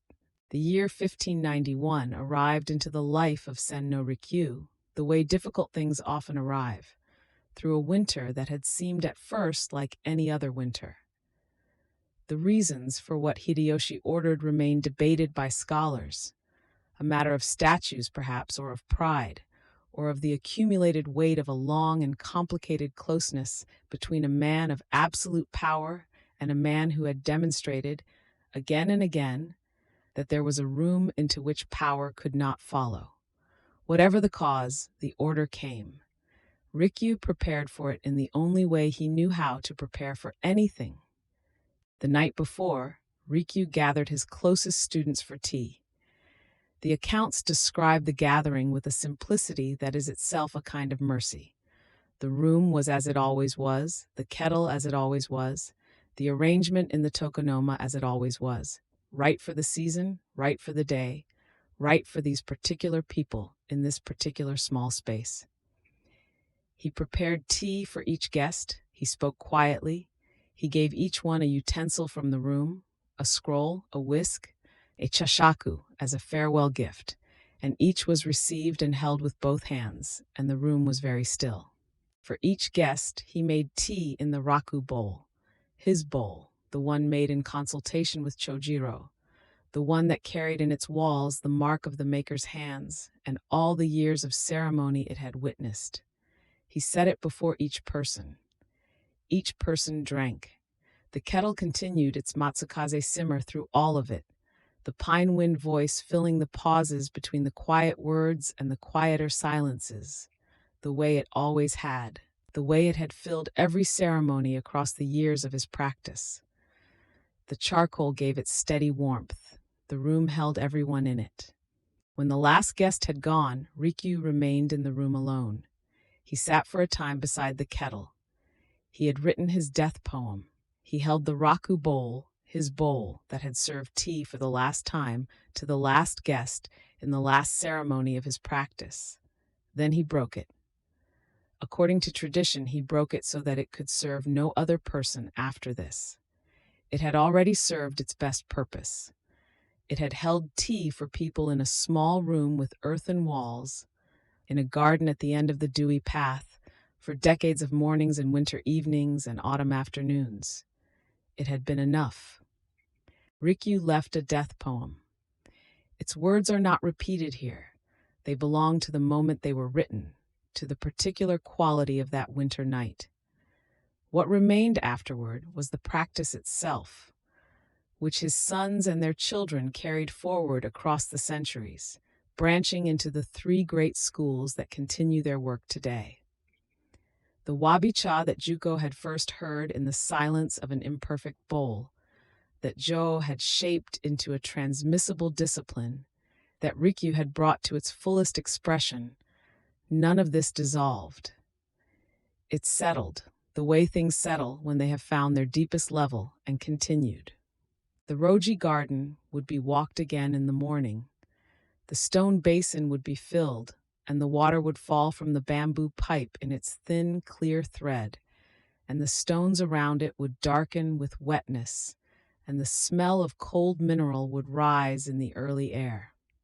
The maple tree at the garden's edge would have dropped a few leaves overnight, amber or pale yellow, depending on the season, and they would lie where they fell on the stepping stones and the moss. No one would sweep them. They were exactly where they needed to be. The iron kettle simmered on. In some small room in some garden at the end of some dewy path, it has always been simmering. The voice of the pine in the wind, the matsukaze sound of water on its way to becoming something that will warm two hands and a quiet room. The charcoal held its heat. The single camellia in the tokonoma had opened a little further through the afternoon, the way camellias do when the room is warm and the air is still. The kettle simmered.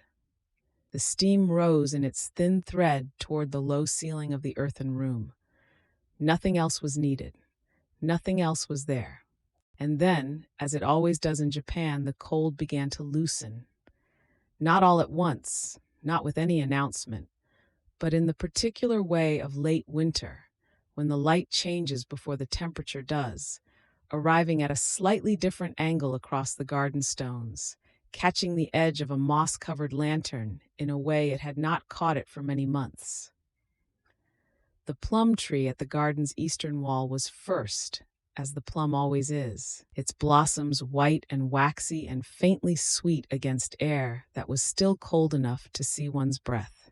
We move now into the full breath of the Japanese year, into the turning of its seasons, each one arriving with its own particular smell and quality of light, its own sound, its own texture of silence.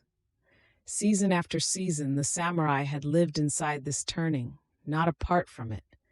The warrior who understood the cherry blossom understood something about the sword, and the man who understood the maple in November understood something about what it meant to let go without clinging. The year was a teacher. It always had been. Spring arrived in the south first, as it always does, moving northward across the islands at the pace of a slow journey, roughly 20 kilometers each day, a progression so regular it was tracked, noted, anticipated. The cherry blossom front, the Sakura Zensen, moved like a soft tide of pink across the map of Japan. In the castle towns, people began watching the trees days before the first blossom opened, the way one watches a sleeping face for the first sign of waking. And then one morning, always unexpectedly, despite all watching, the first pale petal uncurled. The smell of cherry blossom is faint, and this is part of its character. One must be still to receive it. It does not insist. It is warm and faintly sweet, something between honey and rain-washed stone, and it arrives only when the wind pauses, only in the moment between one breath and the next. Beneath a weeping cherry at full bloom, the pale pink cloud of it hung against the gray sky like something that had not quite decided whether to be solid or smoke, and the petals moved in the lightest air, a continuous slow dissolving into the morning. The Hanami gatherings began when the blossoms opened and continued for as long as the blossoms held, which was never long enough. Sake was poured on low mats spread beneath the trees. Food was arranged: rice, pickled vegetables, sweet bean cakes, on lacquered trays that caught the falling petals before the food did, or sometimes after. Music drifted from somewhere nearby, a shamisen in no hurry. The petals fell regardless of the conversation, regardless of the laughter, regardless of whether anyone was watching. They fell with complete indifference, which was itself a teaching. The Hagakure held that the cherry blossom was the samurai's truest mirror, beautiful without apology, brief without regret, falling at the peak of its beauty rather than clinging past it. Season after season, men who had trained for years in the practice of dying without flinching would sit beneath the blossoms and watch them fall. Not somberly. There was sake, after all, and conversation, and the particular ease of an afternoon that asks nothing of a person but presence. But beneath the ease, the teaching was there, quiet as the smell of the blossom itself. It is said that the swordsman Miyamoto Musashi, in the last years of his life, walked 2 hours from his mountain cave each spring to sit beneath the nearest grove of cherry trees. He did not bring a companion. He sat through one day. According to accounts, his notes from such a day were almost nothing. Only this: the blossoms fell, he sat, the blossoms fell, nothing else was needed. A man who had spent his life mastering the moment of decisive action had arrived. At the end, at the practice of sitting still while beautiful things fell around him. 2 weeks, in some years less. The blossom front moved north, and then it was over, the trees going green within days, the softness of the pink replaced by the fuller, more assertive presence of summer leaves. The mats were rolled. The sake jars were carried inside. The stone paths held a few last petals, pale and translucent now, pressed flat against the wet surface. And then rain came, and even those were gone.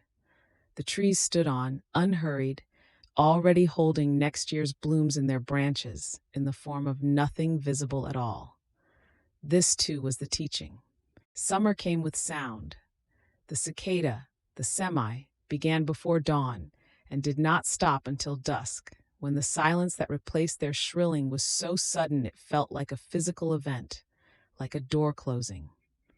From every tree in every castle town, from the cryptomeria groves around the temples, from the maples and the pines and the willows along the river, the sound rose and layered and became something no single cicada had intended: a continuous, living, unmistakable voice of the season itself. Standing in a summer courtyard, one did not hear cicadas. One heard summer. The heat of a Japanese summer settled onto the stone walls and the wooden floors of the castle town with a particular quality. not only warmth, but weight. The stone walls of the castle's lower courses, the dark Ishigaki, absorbed the heat through the morning and released it through the afternoon, so that standing near the base of the castle at midday, one could feel the warmth coming from two directions, down from the sky and up from the stone. In the shade of the garden, the smell of river water and damp clay drifted in from somewhere beyond the wall, cool and green and unhurried. The morning glory, Asagao, opened each dawn in a blue so pure it seemed to belong to a different world than the heat of the day that was coming. By noon it was gone, the petals folded back into themselves with a quietness that matched the precision of their opening. Those who were awake early enough to see them open had seen something. Those who rose at noon had missed it entirely and found only folded stems at the fence. The morning glory required the early riser. It offered itself only once, at a particular hour, and this was everything one needed to know about it. Matsuo Basho composed his most famous poem one spring afternoon beside a mossy garden pond, or so tradition holds, though the precise circumstances were perhaps quieter than any account can fully render. Furuike ya, kawazu tobikomu, mizu no oto, an old pond, a frog jumps in, the sound of water. The poem was not about the frog, not exactly. It was about the silence that existed before the sound and the silence that followed it. The way one small event opens a space in the stillness that makes the stillness visible. The way the sound of water makes audible what had been present all along. Autumn arrived the way all Japanese seasons arrive. Not abruptly, but with signs that accumulated over days before the change became undeniable. The cicadas fell silent sometime in September, a morning when one noticed only because of the absence. The persimmons on the hillside trees turned from green to amber, to the deep orange-red that hung on the branches long after the leaves had gone, bright points of color against the gray sky of late October. The smell of wood smoke returned. Somewhere, a pine cone fell into the silence of a temple garden and was heard clearly across the whole morning. The maple in autumn, momiji, moved through its colors over 6 to 8 weeks, a transformation so gradual it could only be measured across days. The hillsides above the temple towns of Kyoto and Nara turned from green through gold to deep crimson in a progression that seemed to require witnessing. At the temple of Eikon-do, the stone steps descended under a canopy of maple branches, and by late November those steps were buried in fallen leaves of red and gold, so that walking up them one moved through color as through shallow water, each step lifting a small wave of autumn. Basho walked through autumn landscapes the way he did everything, slowly, with full attention, staying long enough in each place that the place had time to offer itself. He had been walking and composing for 7 years by the time his body began to fail, sleeping in farmhouses and temple guest rooms, recording not the grand sweep of the landscape, but its smallest moments. A crow on a bare branch, frost on a morning tile, the sound of a waterfall heard and then not heard as the path turned. Every haiku, he reportedly said, was a farewell, which made of every autumn a kind of practicing. Kareera ni karasu no tomari keri aki no kure. On a bare branch, a crow has settled. Autumn evening. The poem arrives in 3 small moments: the branch, the crow, the evening. Nothing connects them with explanation. They simply are in sequence, and in their sequence they contain a whole landscape, a whole quality of feeling, a whole season's particular quality of light. The way the world looks at dusk in November, when the leaves are mostly down and the branches are dark, against a sky that has gone gray with the cold pressing in, and something large and black lands without ceremony on a branch, and that is all. In the 8th lunar month, what we might call September, the night of the full moon was set aside entirely for its contemplation. The practice of tsukimi, moon viewing, required only a clear night and a low table facing the sky. On the table, a small arrangement of taro root and chestnuts, Rice dumplings formed into rounds in imitation of the moon's shape, and sake, always sake, poured and left to sit in the moonlight before it was raised. Nothing about the practice was hurried. One sat, and the moon rose, and the night air held the last warmth of summer and the first edge of autumn, both at once. The reflection of the full moon in the castle moat was a subject of considerable contemplation for those who practice Zen alongside their other disciplines. The reflection was not the moon was not the reflection, and yet both were present with equal completeness in the same moment, one in the sky, one in the water, each requiring the other to be recognized as itself. The lesson was not explained further than that. It did not need to be. One simply sat at the water's edge, watching both, and the night deepened around the watching, and the dumplings grew cool on the table, and the sake reflected its own small moon. Winter arrived first as a quality of light, a flatness to the afternoon, a shortening that became noticeable not at dawn but at dusk, when the light left more quickly than it had the week before, and the courtyard went gray while the day still felt unfinished. Frost appeared on the temple bell on still November mornings, a delicate crystalline rim along the bronze lip of it, melting slowly as the sun climbed, but present for the hours before, catching the low early light in a brief iridescence. The bell was struck at dawn regardless of the frost. The sound carried further in cold air, reaching further into the surrounding silence. The snow, when it came, arrived in the night and was discovered at dawn. One knew before opening the shoji screen, the light was different, the particular blue-white light that snow reflected into a room, and the silence was different too, denser than ordinary silence, a silence with weight and texture to it, as if the air itself had thickened. Then the screen slid open, and there it was.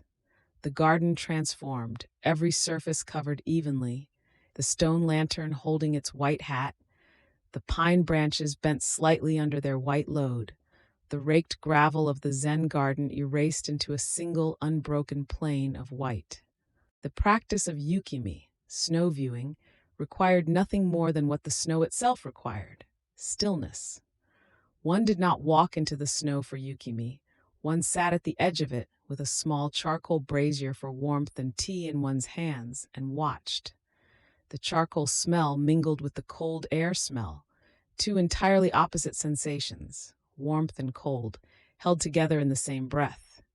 The snow settled on the pine tree with a patience that had no impatience anywhere in it. A branch released its load with a soft sound, a small collapse, and the snow fell into the snow below, and the branch lifted slowly back. Footsteps in fresh snow were a meditation of their own kind. Each one pressed with perfect clarity, the full weight of a person recorded in white, and then began slowly to soften. The edges blurred first, then the depth became uncertain. Then, after some hours, what had been a clear record of a presence became only a suggestion, a slight unevenness in the surface that might have been footsteps or might have been wind. By the following morning, if no new snow fell and no wind came, the courtyard would be smooth again, as if no one had passed through it at all. The snow remembered nothing. This was its final teaching. Basho was traveling when autumn became winter in the year before his last, moving southward along roads that turned cold beneath him. He had no home in the way that most men had homes. His home was the road, and the road in winter was cold stone and frozen mud, and the smell of wood smoke from farmhouses set back from the path. He composed in the evenings by whatever light was available, working towards something smaller and smaller, removing words rather than adding them, until what remained was only the essential, the bare branch, the heavy sky, the sound of one thing becoming another in the silence. Basho died in Osaka in the winter of 1694, aged 50, having spent the previous 7 years on the road. His last poem, composed on his deathbed, tradition holds, came out of a dream, taken ill on a journey, his dreams wandering on over withered fields. The poem was not a complaint. It was an observation, offered with the same quiet attention he had brought to the frog in the pond and the crow on the bare branch. The withered fields were simply what was there. He had always written what was there. There was no reason to stop at the end. Mono no aware, the pathos of things, the bittersweet acknowledgement of impermanence, was not a philosophy one adopted. It was something that arrived, season after season, without being summoned. It arrived with the falling of the cherry petals and the folding of the morning glory and the last persimmon on the bare branch and the footstep in the snow already beginning to soften at its edges. It was not sadness exactly. It was closer to the feeling of complete attention, a fullness in the presence of something beautiful. And within that fullness, very quietly, the awareness that this particular moment would not come again in quite this form. The year turned. The plum would open again before the cold had fully released its hold. The cherry blossom front would track north again across the islands, advancing its slow 20 kilometers each day. The cicadas would return to the cryptomeria groves, and the morning glories would open again at dawn, once, before closing forever. The moon would rise full over the castle moat and offer itself for reflection in the still water. Snow would fall in the night and be discovered at dawn. Season after season, the year turned, and those who lived inside it with attention found that each turning said the same thing in a different voice, and the thing it said was very simple and very quiet and required no translation. There was a garden in Saga Domain where an old man sat most mornings, and a young man beside him with brush and paper, and between them the slow unfolding of a life's accumulated understanding. Yamamoto Tsunetomo had served his lord for many years and had outlived him, and what remained was memory and the long habit of attention and the particular quality of light that fell through the garden's cedar branches in the early hour before the household fully woke. The young man's name was Tsurumoto Tashiro. He listened and he wrote. For 7 years this continued. Season after season, the two men met in that garden or in a quiet room beside it, and the old retainer spoke of his master's life and of the lessons it contained, and the young man recorded what he heard. The text that emerged from those years was called the Hagakure, meaning, in the old tongue, something like hidden by leaves, and it was not meant for wide circulation, only for those who might need what it held. It was considered too private, too interior for the general world. At the center of the Hagakure sat a statement that could startle, read quickly. The way of the samurai, Tsunetomo said, is found in death. But the statement did not end there, and ending there was to misread it entirely. What followed was an instruction in daily practice, to sit quietly in a body and mind that were at peace, and to contemplate with full seriousness the many ways a life might end. Illness, accident, flood, fire, the dissolution of the self by forces entirely beyond one's governance. To contemplate them not with dread, but with steady, settled eyes. The purpose was not to dwell in sorrow or to cultivate a love of endings. The purpose was its opposite, freedom. A man who had already accepted, in the quiet of a peaceful morning, that his life would one day conclude, and had accepted this not as a distant abstraction, but as a present and real condition, was no longer governed by the fear of losing it.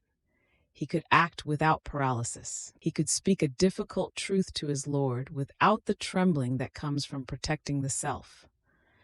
The daily meditation on mortality was, in its deepest intention, a practice of liberation. Season after season, Tsunetomo spoke and Tsurumoto listened, and the pages accumulated.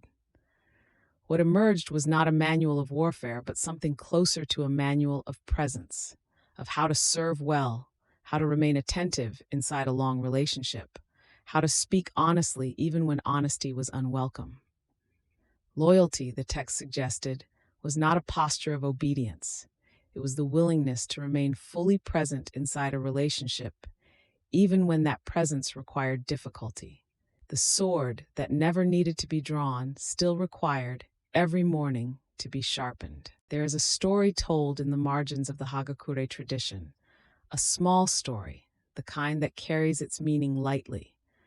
A retainer of the Kaga domain was known throughout his province for a plum tree in his garden, which flowered every February earlier than any other, filling the cold air with a pale scent before the season had fully turned. His lord admired it once, in passing, and spoke of it with warmth. The retainer went home that evening and had the tree carefully dug from the ground. He sent it to the castle before morning. His neighbors asked why he had parted with such a treasure, a tree that had taken years to grow to that particular fullness of bloom. The retainer said, according to the tradition that preserves this exchange, "It was always my lord's tree. I was only keeping it until he had room for it." In this small statement, the entire disposition of loyal service was quietly housed. Not transaction, not sacrifice. Only the understanding that what one tended in one's own garden might always from the beginning have belonged to a relationship larger than oneself. We move now into the stillness of the mountain, where another kind of understanding was being set down in a different hand. Miyamoto Musashi had fought, by the accounts that follow his name, 61 duels and had walked away from all of them. He retired from dueling at 30, which meant that the remaining decades of his life were given to something else entirely, to the long, slow work of understanding what all that practice had actually been in service of. The fighting had always been, perhaps, a path toward a question the fighting itself could not answer. In the year 1643, Musashi withdrew to a cave called Reigando on the island of Kyushu. He was 59 years old. He owned, by various accounts, very little: a sword, a sleeping mat, brush, and paper, the particular quality of silence that a cave at elevation carries in all seasons. There, in the cold and the stillness and the smell of stone and pine resin drifting in from the slopes beyond, he wrote the Gorin no Sho, the Book of Five Rings, a text that was, on its surface, a treatise on strategy, and beneath that surface, something more resembling a meditation manual.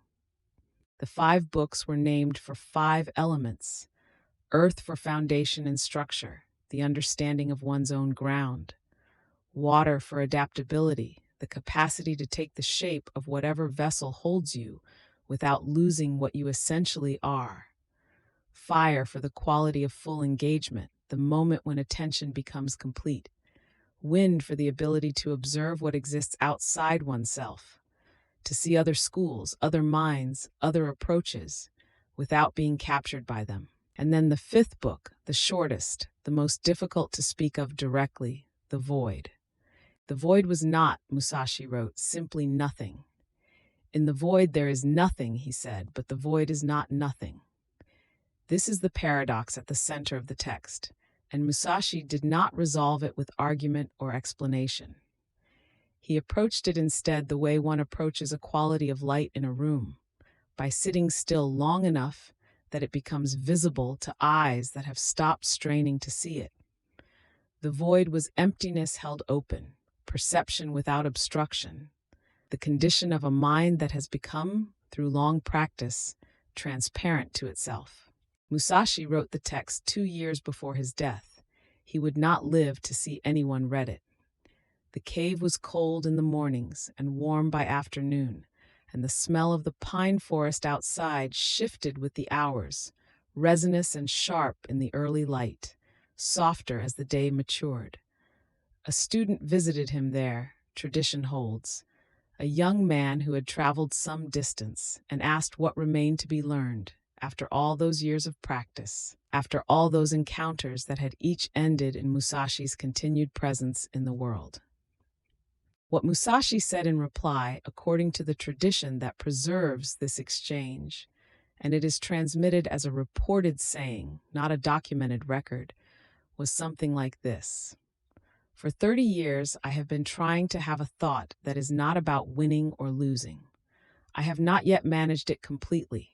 This is what remains. The student, one imagines, sat with this answer for a long time. It was not a small admission. It was perhaps the most honest thing a man who had won 61 duels could say. The practice had not ended. The practice would never end. What the Hagakure and the Gorin no Sho held in common, despite their different origins and different textures, was this: that discipline was not the imposition of force upon the self, but the long, patient clearing of obstruction from it. Tsunetomo in his garden, speaking slowly to a young man with a brush. Musashi in his cave, writing slowly for a reader he would never know. Both men had understood that the outward form, the kata repeated until the body knew it without instruction, the daily acceptance of impermanence, was not the destination, but the means of arriving somewhere quieter. The morning practice rooms of the samurai carried their own particular smell: polished wood and the faint iron of the air before sunrise, the dry cedar of the ceiling beams, the slight exertion of a body moving through forms it had performed so many thousands of times that the forms had become, in a sense, involuntary. The exhale at the cut, the pause at the return, the sound of bare feet shifting on smooth flooring. These sounds did not change across centuries. They were the same in an early dojo as they were in a late one, the rhythm of the practice unchanged by whatever was happening in the wider world. And in the evening, the same man who had spent the morning in motion might be found at a low desk, a lamp burning beside an open text, a cup of tea cooling at the edge of the writing surface. The inkstone was a thing of particular weight and smoothness in the hand. The act of grinding ink was itself a practice, slow, circular, the water added drop by careful drop until the consistency was right. The smell of ink rising in the quiet room like something between earth and smoke. The brush touched paper and made a mark, and the mark said what the morning's movement had been practicing to say. The death poem in the samurai tradition was a form of that final mark. A short verse composed in the last hour or the last clear moment, offered not as a statement of achievement, but as a final gesture of attention. The tradition held that such a poem should not strain, should not reach for eloquence, but should say only what was directly before the eyes in that final sitting. A branch of plum, the sound of rain on a roof, the quality of light falling through paper. The poem was the completion of the same discipline that had begun every morning in the practice room. The brush moved, and the thought was set down, and that was enough. Tsunetomo had outlived his lord by many years, and the Tokugawa ban on junshi, the practice of following one's master in death, had meant that surviving was itself a form of service. The grief of outliving was real, and the Hagakure did not conceal it. But what remained after the grief was obligation, and what obligation required was continued presence, continued attention, the willingness to carry forward what one had learned inside a relationship that no longer existed in visible form. The retainer tended what remained. He planted what would bloom after he was gone. This too was loyalty. What distinguished the philosophical texts of this period from mere instruction was their willingness to remain incomplete. Musashi had not solved the question of a mind free from winning and losing. Tsunetomo had not resolved the tension between obedience and honesty. The texts did not pretend otherwise. They were not manuals with conclusions. They were records of a continuous practice, honest about its difficulty, honest about the gap that always remains between what one understands and what one has managed to inhabit fully. That honesty was itself a form of teaching, perhaps the deepest form. The cave at Reigondo was cold in winter. The pine trees on the slopes outside held their snow for days after the snowfall, releasing it in soft falls when the branches shifted in the afternoon wind. Inside, the lamp burned low through the night, and the smell of ink and pine resin and cool stone was all there was. Musashi would die 2 years after completing the text, in the year 1645, and by some accounts he spent his final days in the same cave, in the same quality of stillness, having set down what he had to set down, and finding that what remained was not incompletion but rest. There was in both these texts, Tsunetomo's garden voice and Musashi's cave voice, a quality that resembled what the tea ceremony also held, the understanding that a moment, fully inhabited, required nothing else. The morning kata needed no audience. The plum tree bloomed whether the Lord was watching or not. The ink dried on the paper, and the paper remained, or it did not, and neither outcome changed the value of the attention that had moved the brush. This was the philosophical ground beneath all the outward disciplines of the samurai life, the ground that held everything else without needing to be spoken of directly. The sword on its stand in the quiet room did not need to be used to fulfill its purpose. Its purpose was also present in the attention required to maintain it. The cloth moving along the blade in long, slow strokes, the oil applied with care, the examination in careful light for any flaw in the surface.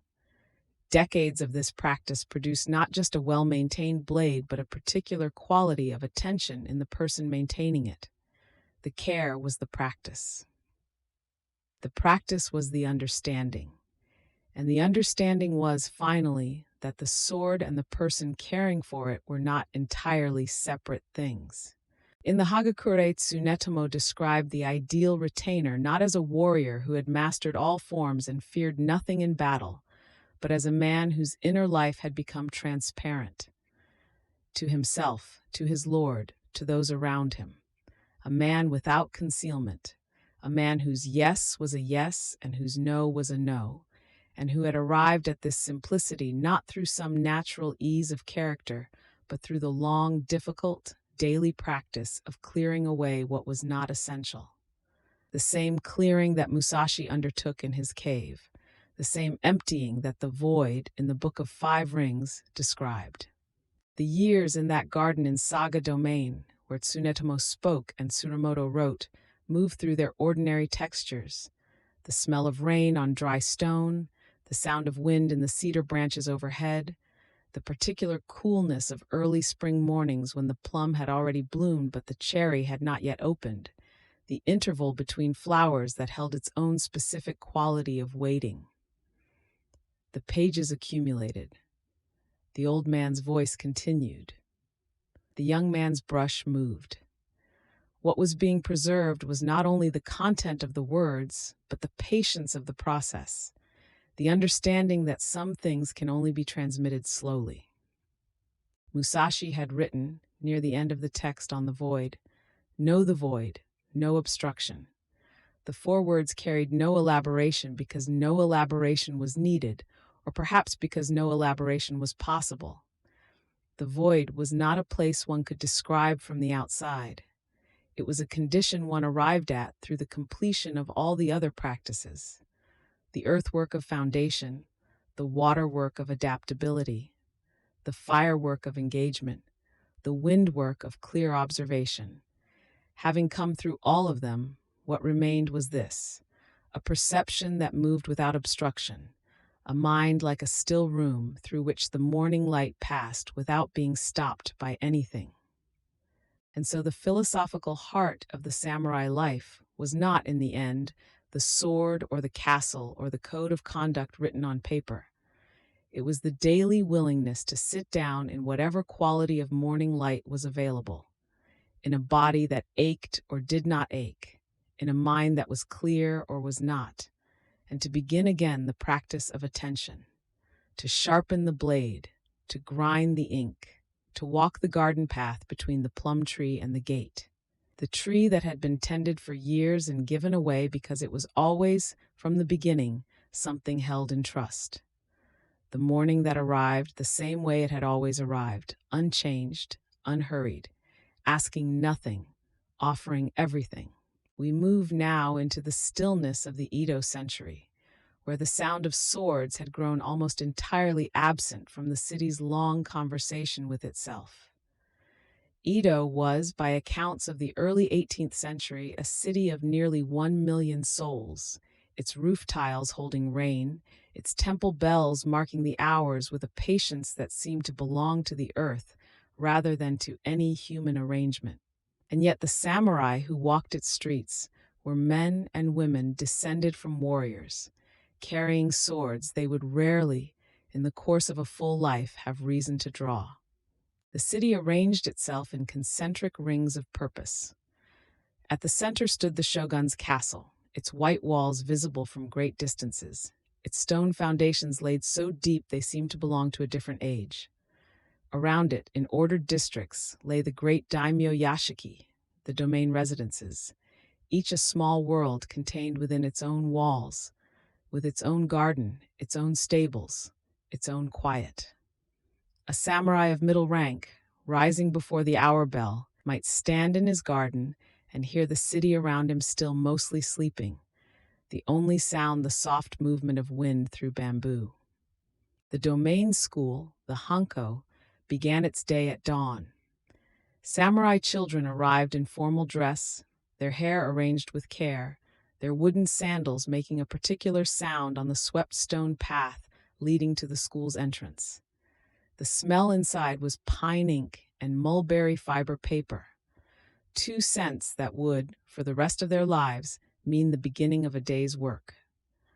A teacher who had taught for many years would take his place at the front of the room and wait, with complete stillness, for the students to settle, a silence that itself was a form of instruction. Calligraphy came before philosophy. This was deliberate. The body had to learn patience before the mind could learn argument. A student grinding ink, the slow circular motion of the ink stick against the wet stone, the smell of pine and water gradually deepening into something darker and more serious, was learning, through the hands, what attention required. The characters themselves were difficult. A single ideogram might require 30 or 40 brushstrokes in a particular sequence, and a teacher, it is said, could tell from the quality of a single character whether a student had slept well or had arrived at the desk carrying worry. The curriculum continued through the morning.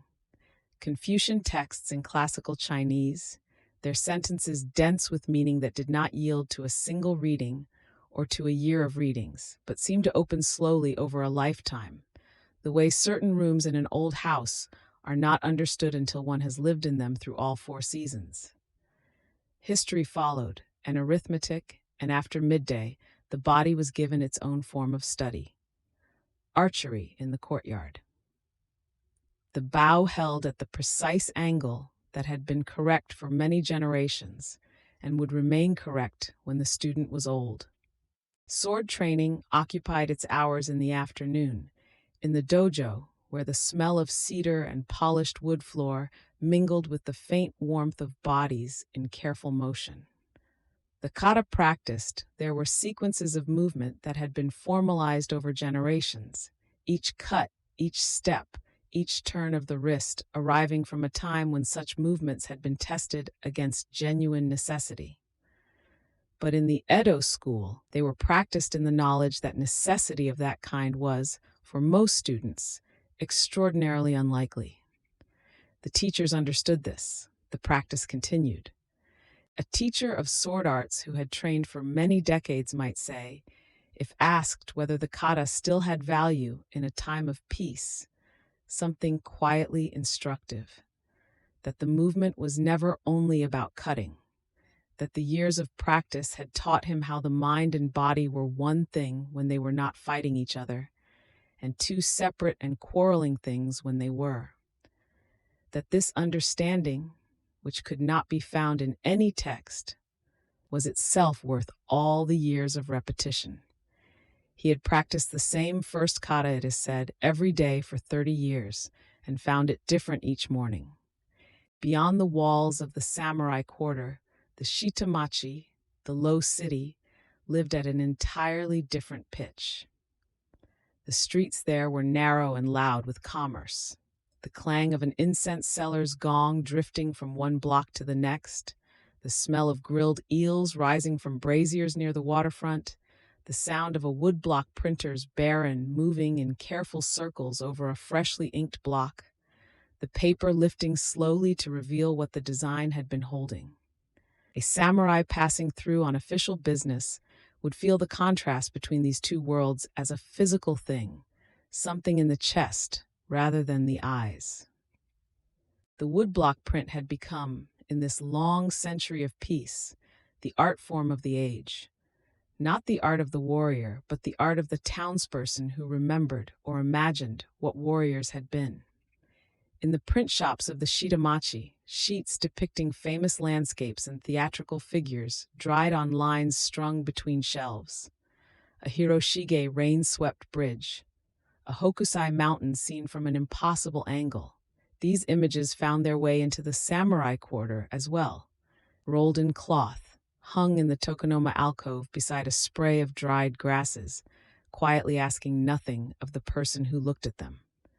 Katsushika Hokusai, whose name would come to be known well beyond Japan, is said to have produced an extraordinary number of works across his long life. Tradition holds that he moved house many dozens of times over the course of his years in Edo, each residence temporary, as though the act of setting down roots were itself something to be practiced rather than completed. He wrote, according to accounts, that he had spent his entire life learning to draw and had only begun to understand the thing he was reaching toward by the age of 70. He continued to work in his 80s and died, reportedly, wishing for more years. There is something in that account. A man arriving at understanding late and continuing anyway, that belonged deeply to the sensibility of the long peace. The samurai scholar, who had studied the Confucian texts for 40 years and still found new territory in the same passage. The calligraphy teacher who said that his brushwork had only begun to quiet itself after 30 years of daily practice. The tea practitioner who had held the same bowl 10,000 times and found one winter morning that the weight of it in her hands was entirely new. These were not stories of achievement. They were stories of attention held over time, like a lamp kept burning. The great daimyo yashiki were cities within the city. Each domain maintained its own residence in Edo as part of the Sankin Kotai system, by which lords alternated their years between their home domain and the capital. The residents held retainers, officials, kitchen staff, gardeners, an entire domestic world operating according to its own careful schedule. In winter, the garden within the yashiki walls would hold snow on its pine branches, and the sound of the city outside would be softened almost entirely. The loudest thing, the occasional low bell from the nearest temple, arriving through the cold air like a message from somewhere far away. The hour bell governed the samurai's day with a completeness that required no other clock. A deep bronze tone struck at the great temple, spreading outward over the roof tiles in slow concentric rings of sound that diminished gradually into silence before the next one was expected. A samurai who had lived in Edo for many years would notice the hour bell the way one notices breathing, rarely unless something interrupted it. A night when it did not come at the expected interval was a night when the city itself seemed to pause and reconsider, and then when it came at last, to exhale. Rain on the tiled rooftops of Edo had a quality distinct from rain anywhere else, or so it seemed to those who had grown old listening to it. The tiles were curved in a particular way that broke the falling water into smaller sounds, a layered texture of dripping and streaming that varied with the intensity of the storm. A samurai confined indoors by heavy autumn rain might sit beside a shoji screen and read, the lamp casting its warm circle on the open page, the sound of water surrounding the room on all sides without quite entering it, a membrane between the stillness inside and the moving world outside. The samurai who had been granted permission to pursue a formal vendetta, the katakuchi, carried the official document as a kind of suspended obligation, folded carefully, stored with other papers of importance. Traditional accounts speak of men who carried such documents for many years, going about their administrative duties, practicing their calligraphy, attending the domain school where their sons studied, waiting for a meeting that the document required but that circumstances had not yet provided. The document did not age, and the obligation it described did not diminish with time. But time itself had a way of changing the nature of things held within it. It is said that in at least one traditional account, when the two men finally met, the bearer of the document and the man it named, after years of separation and waiting and the ordinary accumulation of days, something different from violence occurred. They stood facing each other. The document existed between them, folded in the one man's garment, as real as anything. And then, according to the account, they bowed. The document was folded away again. The matter was considered, in some way that had nothing to do with the original cause, settled. The street where they had met continued to be a street. The samurai quarter in the hour before evening was a particular kind of quiet. Not the silence of emptiness, but the silence of conclusion. The day's official work completed, the domain school dismissed, the administrative records closed and stored. Smoke from kitchen fires beginning to rise from the residential buildings, carrying the smell of miso and simmering broth out through the tile gaps and into the cooling air. A man walking the interior path of a yashiki garden in this hour might stop at the stone water basin, clear the fallen leaves from its surface with one slow pass of his sleeve, and stand for a moment looking at nothing in particular. The koto, played in the evening, had a sound unlike other instruments, each string struck with a particular pick, producing a tone that was clear at first, and then descended slowly into a lower resonance, the way a stone dropped in still water sends its rings outward and then quiets, the surface eventually returning to what it had been before. A woman of a samurai household who played the koto well had likely begun at an age when the instrument was taller than she was, the strings requiring more strength than her fingers yet had. Season after season she had returned to the same sequences of notes, until the notes returned to her without being asked. The new rice smell of a freshly laid tatami mat was understood, in the samurai household, as a kind of seasonal marker, the way cherry blossoms marked the opening of spring, or the smell of cedar smoke marked the first cold evenings of autumn. A room rematted was a room made new again, its corners clean, its surface slightly firm underfoot before it softened with use. A samurai who had lived in many different quarters over the years, moving as his assignments changed or his rank shifted, learned to arrive in a new room and simply sit and let the room become familiar in its own time without requiring it to be anything other than what it was. The martial arts schools of Edo numbered in the hundreds across the city, each affiliated with a particular style, each with its own lineage of teachers stretching back into the period of actual warfare, the names passed down in careful documents alongside the technical transmissions.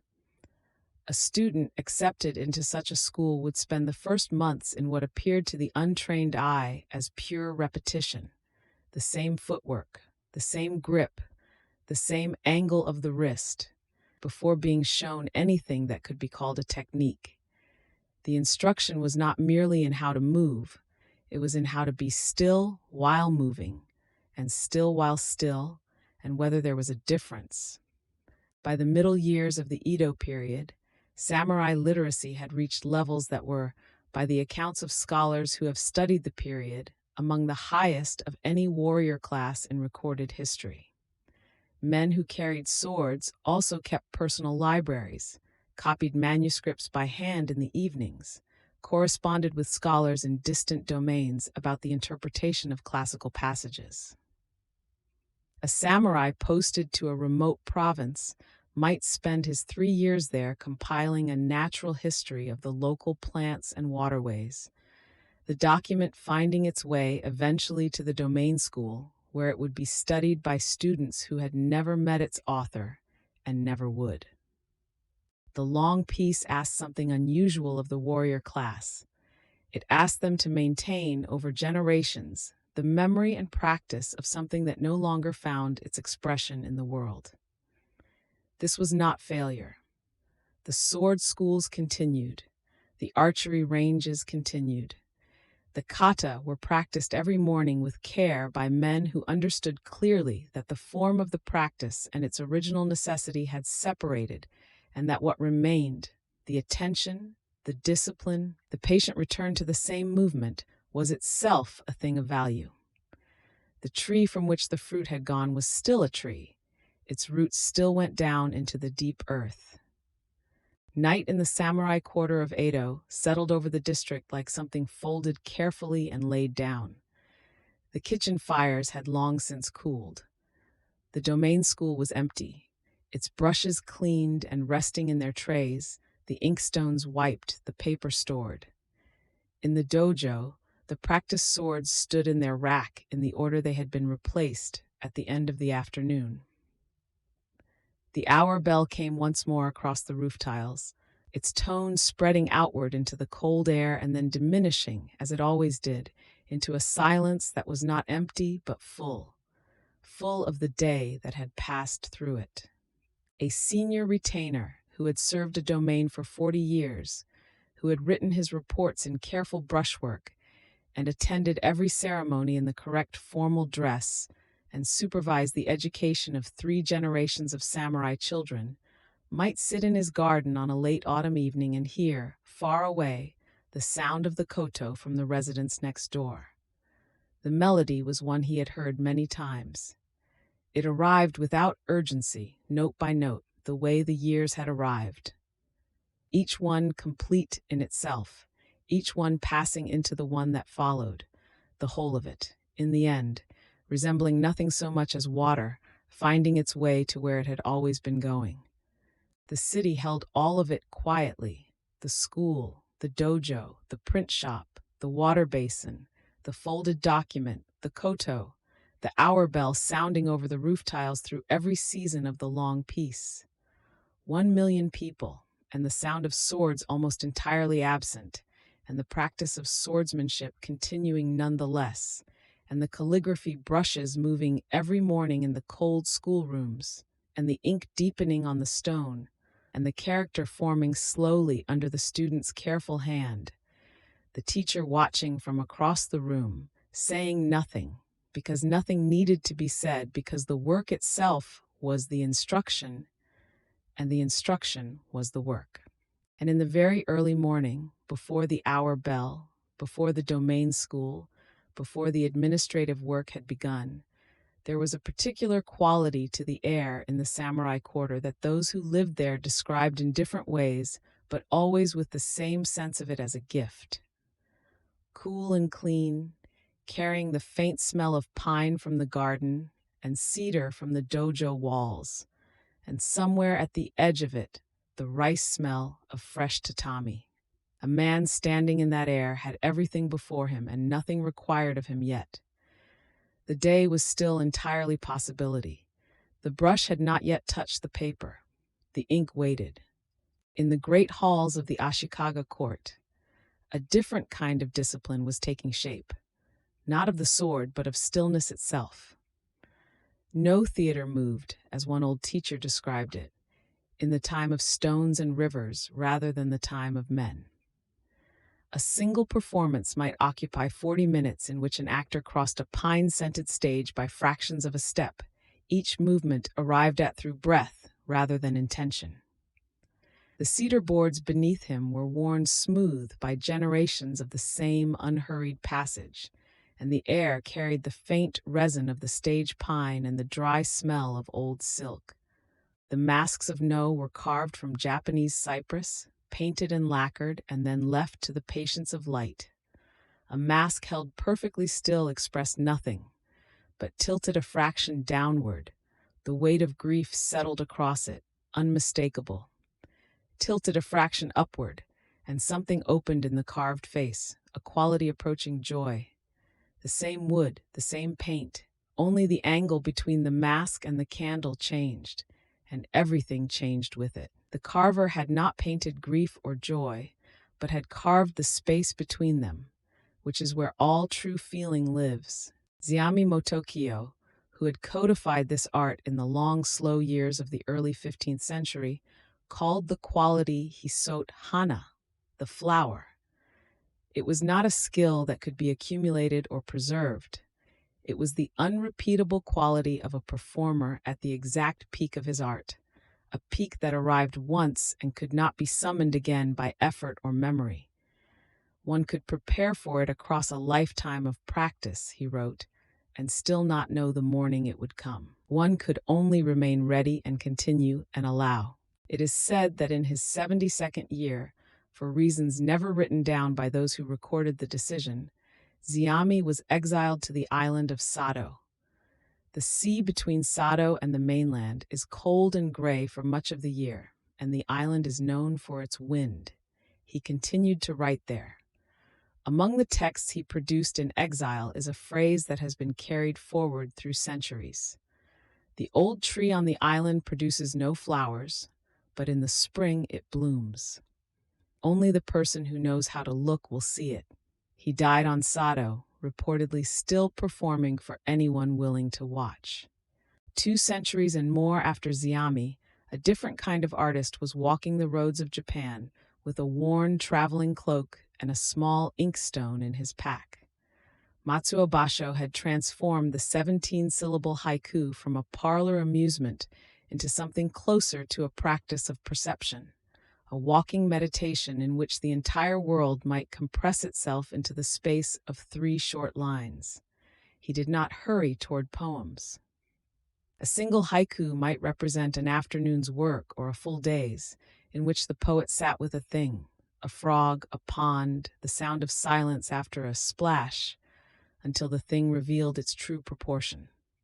According to tradition, Basho wrote his final poem on the road, composing a death verse as a traveler composes an ordinary verse, not with ceremony, but with the same quality of attention he had practiced across decades of walking.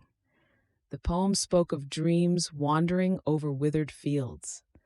He had spent his life refining the capacity to be fully present to one small thing, and the small thing at the end was no different from the small thing at the beginning. A moment, a sound, a light that would not occur again in exactly this combination. What remained after was the poem, which is to say the silence the poem points toward. Those who continued after Basho each found their own aperture into the form. Yosabusan painted as he wrote, and in his haiku one can sense the painter's eye for color and distance, the particular quality of spring haze over a river, the blue-gray of mountains seen through rain. Kobayashi Isa wrote of insects and small creatures and the daily texture of poverty, and his haiku carry a warmth that feels domestic, almost overheard. Each had learned the same essential discipline: to look at the ordinary world without the interference of wanting it to be otherwise, and to write only what was actually there. In the practice of ikebana, the living flower arrangement, the same mathematics of necessary absence was at work. The Ikenobo school, whose origins tradition places in the mid-15th century, codified an approach to flowers that began not with decoration, but with selection, with the question of what could be removed. A master arrangement might contain a single bare branch, 3 stems of iris, a cutting of plum. Each element was placed at an angle calculated against every other element. The space between the stems was as deliberate as the stems themselves. Nothing present that was not necessary. Nothing necessary that was absent. The whole expressed one quality of one day in one season. The practitioner of ikebana learned to see seasonally, to know that the materials of early spring were not the materials of late spring, that the arrangement for a household in which a guest of great seriousness was expected required different proportions than an arrangement for an ordinary evening.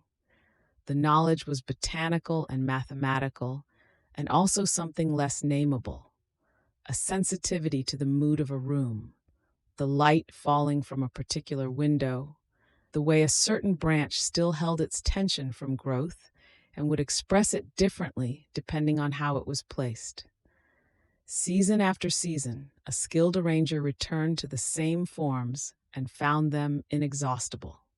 In the evenings of samurai households, particularly those with daughters of appropriate age, the sound of the koto moved through open shoji screens and into the garden.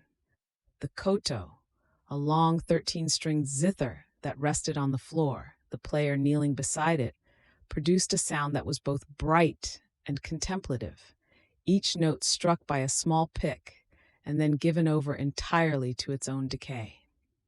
The masters of the Yatsuhashi tradition had composed music that drew on older court forms and folk song together, and in the hands of a careful student, the instrument seemed to conduct a kind of conversation between the room and the night air outside. A samurai administrator, whose diary from the year 1789 has been preserved in the manner of many such documents from the Edo period, wrote one winter evening of sitting in his study while his daughter practiced the koto for 2 hours. The snow had been falling since noon, he noted, softening the sounds of the town outside. He wrote that she made several errors during the practice, but that the errors were more interesting to listen to than the passages without errors.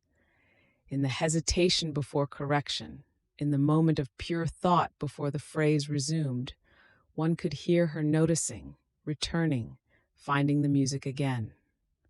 The discipline was visible in the interruptions. When she finished, according to the diary, she said nothing and went to sleep.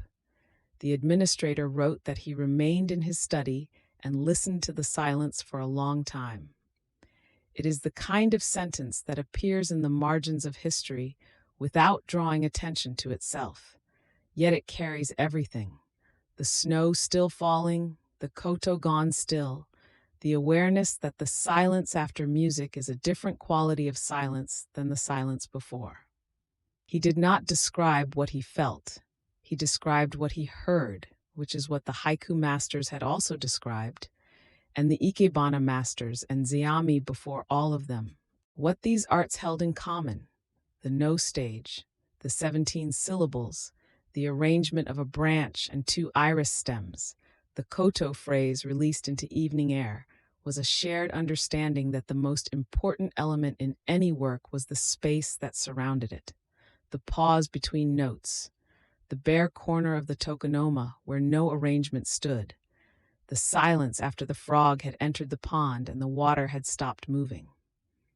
The arts of the samurai household were not ornamental in the way of surfaces meant to impress. They were practices of attention, and they required the same quality of preparation as the sword: long, patient, unglamorous, and never finished. And so the seasons turned through the castle towns and the domain schools and the quiet household gardens where koto practice drifted out over the stones. The old tree on the island bloomed for those who knew to look. The frog entered the pond, and the pond received it. The ikebana branch held its tension, expressing in stillness the energy of years of growth. The diary filled with the sound of snow and music, and a long silence, listened to and set down carefully in ink. Nothing was lost that was attended to. Nothing was finished that was alive. The arts endured because they were made of the same material as water, patient, shapeable, returning always to their own level. Hayashi Moritaka rose before the household stirred, as he had risen every morning for 60 years. The dojo floor was cold beneath his feet, the cedar planks holding the faint smell of sweat and oil pressed into them across generations. He lifted the bakken from its bracket with both hands, feeling its familiar weight settle into his palms. Outside, snow lay along the garden wall. A crow called once and was quiet. He moved through the first form slowly, not performing it, simply allowing it to move through him the way water finds its own passage downhill. Two students had come as they always did in winter, their breath clouding in the unheated room. Moritaka watched them practice the third form, saying very little. There was no longer much that needed saying. The body knew, or it did not yet know, and either condition was honest. He adjusted the angle of a wrist with 2 fingers. The boy corrected. The correction was already becoming memory, sinking into muscle and tendon, where it would live long after the lesson, and the teacher both had passed into quieter ground. After the students left, Moritaka sat for a long while beside the tool rack, the wooden practice swords, the armor stand, its lacquer cracked along one shoulder, the polishing cloth folded neatly on its shelf as it had been folded by hands before his. He did not reach for any of these things. He simply let his eyes rest on them, the way one rests the eyes on mountains or on water, without wanting anything from them, without saying farewell, because farewell was a kind of violence, and this moment asked for none. By midday the snow had begun again, and the dojo emptied the way it always had, not with ceremony, not with announcement, but with the unhurried withdrawal of light from a winter afternoon. The scroll on the wall moved slightly in the draft from the closing door. The smell of cedar and cold air remained. A single candle near the threshold had burned low and was guttering softly in its dish. The room held everything that had happened in it, the way old wood holds the sound of rain long after the rain has ended. In the castle garden, pine branches held their snow. The weight of it bent each bough downward in a long, soft curve. The first pale light of early morning moved across the white surface without warming it. Nothing stirred. The snow was the color of the sky, and the sky was the color of silence, and the pines stood in it the way old things stand, without effort, without asking to be seen. A tea bowl rested on the tatami, empty. The winter morning light lay across its rim in a thin line. The glaze was dark, the clay thick, the interior still holding the faint warmth of what it had last contained. No hand reached for it, no sound came near it. It simply was, in the way that bowls are, patient, hollow, ready. The light moved, the bowl did not. A sword stand occupied the corner of an empty room. The swords were gone. The stand remained, its lacquered arms curved upward, still holding the shape of what had rested there. Light came through the shoji in pale rectangles. It fell across the tatami. It touched the stand. The room was very clean. It smelled of cedar and cold air, and the faint residue of incense burned some time ago in another season. Snow had settled on the cap of the stone lantern. It settled without sound, without hurry. The moss around its base was dark green beneath the white. The garden was composed entirely of stillness. The lantern had stood there for longer than anyone living could remember. It would stand there still. The snow continued to arrive. Each flake became part of the silence the moment it landed. The castle moat held the dusk without reflection. Mist lay along the surface of the water, thin and even, undisturbed. The far bank was barely visible. The reeds at the water's edge stood perfectly still. No wind came. No bird crossed the gray above the water. The light was leaving slowly, the way breath leaves, gradually, without announcement, until at some unmarked moment it was simply gone. Snow fell on the garden path. It fell without preference, covering stone and moss and the spaces between them equally. Nothing moved along the path. The lanterns were dark. The trees were still. Then, from somewhere beyond the walls, the sound of the temple bell arrived, low, round, unhurried, and passed through the garden the way all things pass through it. It faded. The snow continued to fall. And so the gate closes quietly on our journey through feudal Japan. Thank you for traveling with us tonight. Until our next journey, Lullaby Atlas. Sleep well.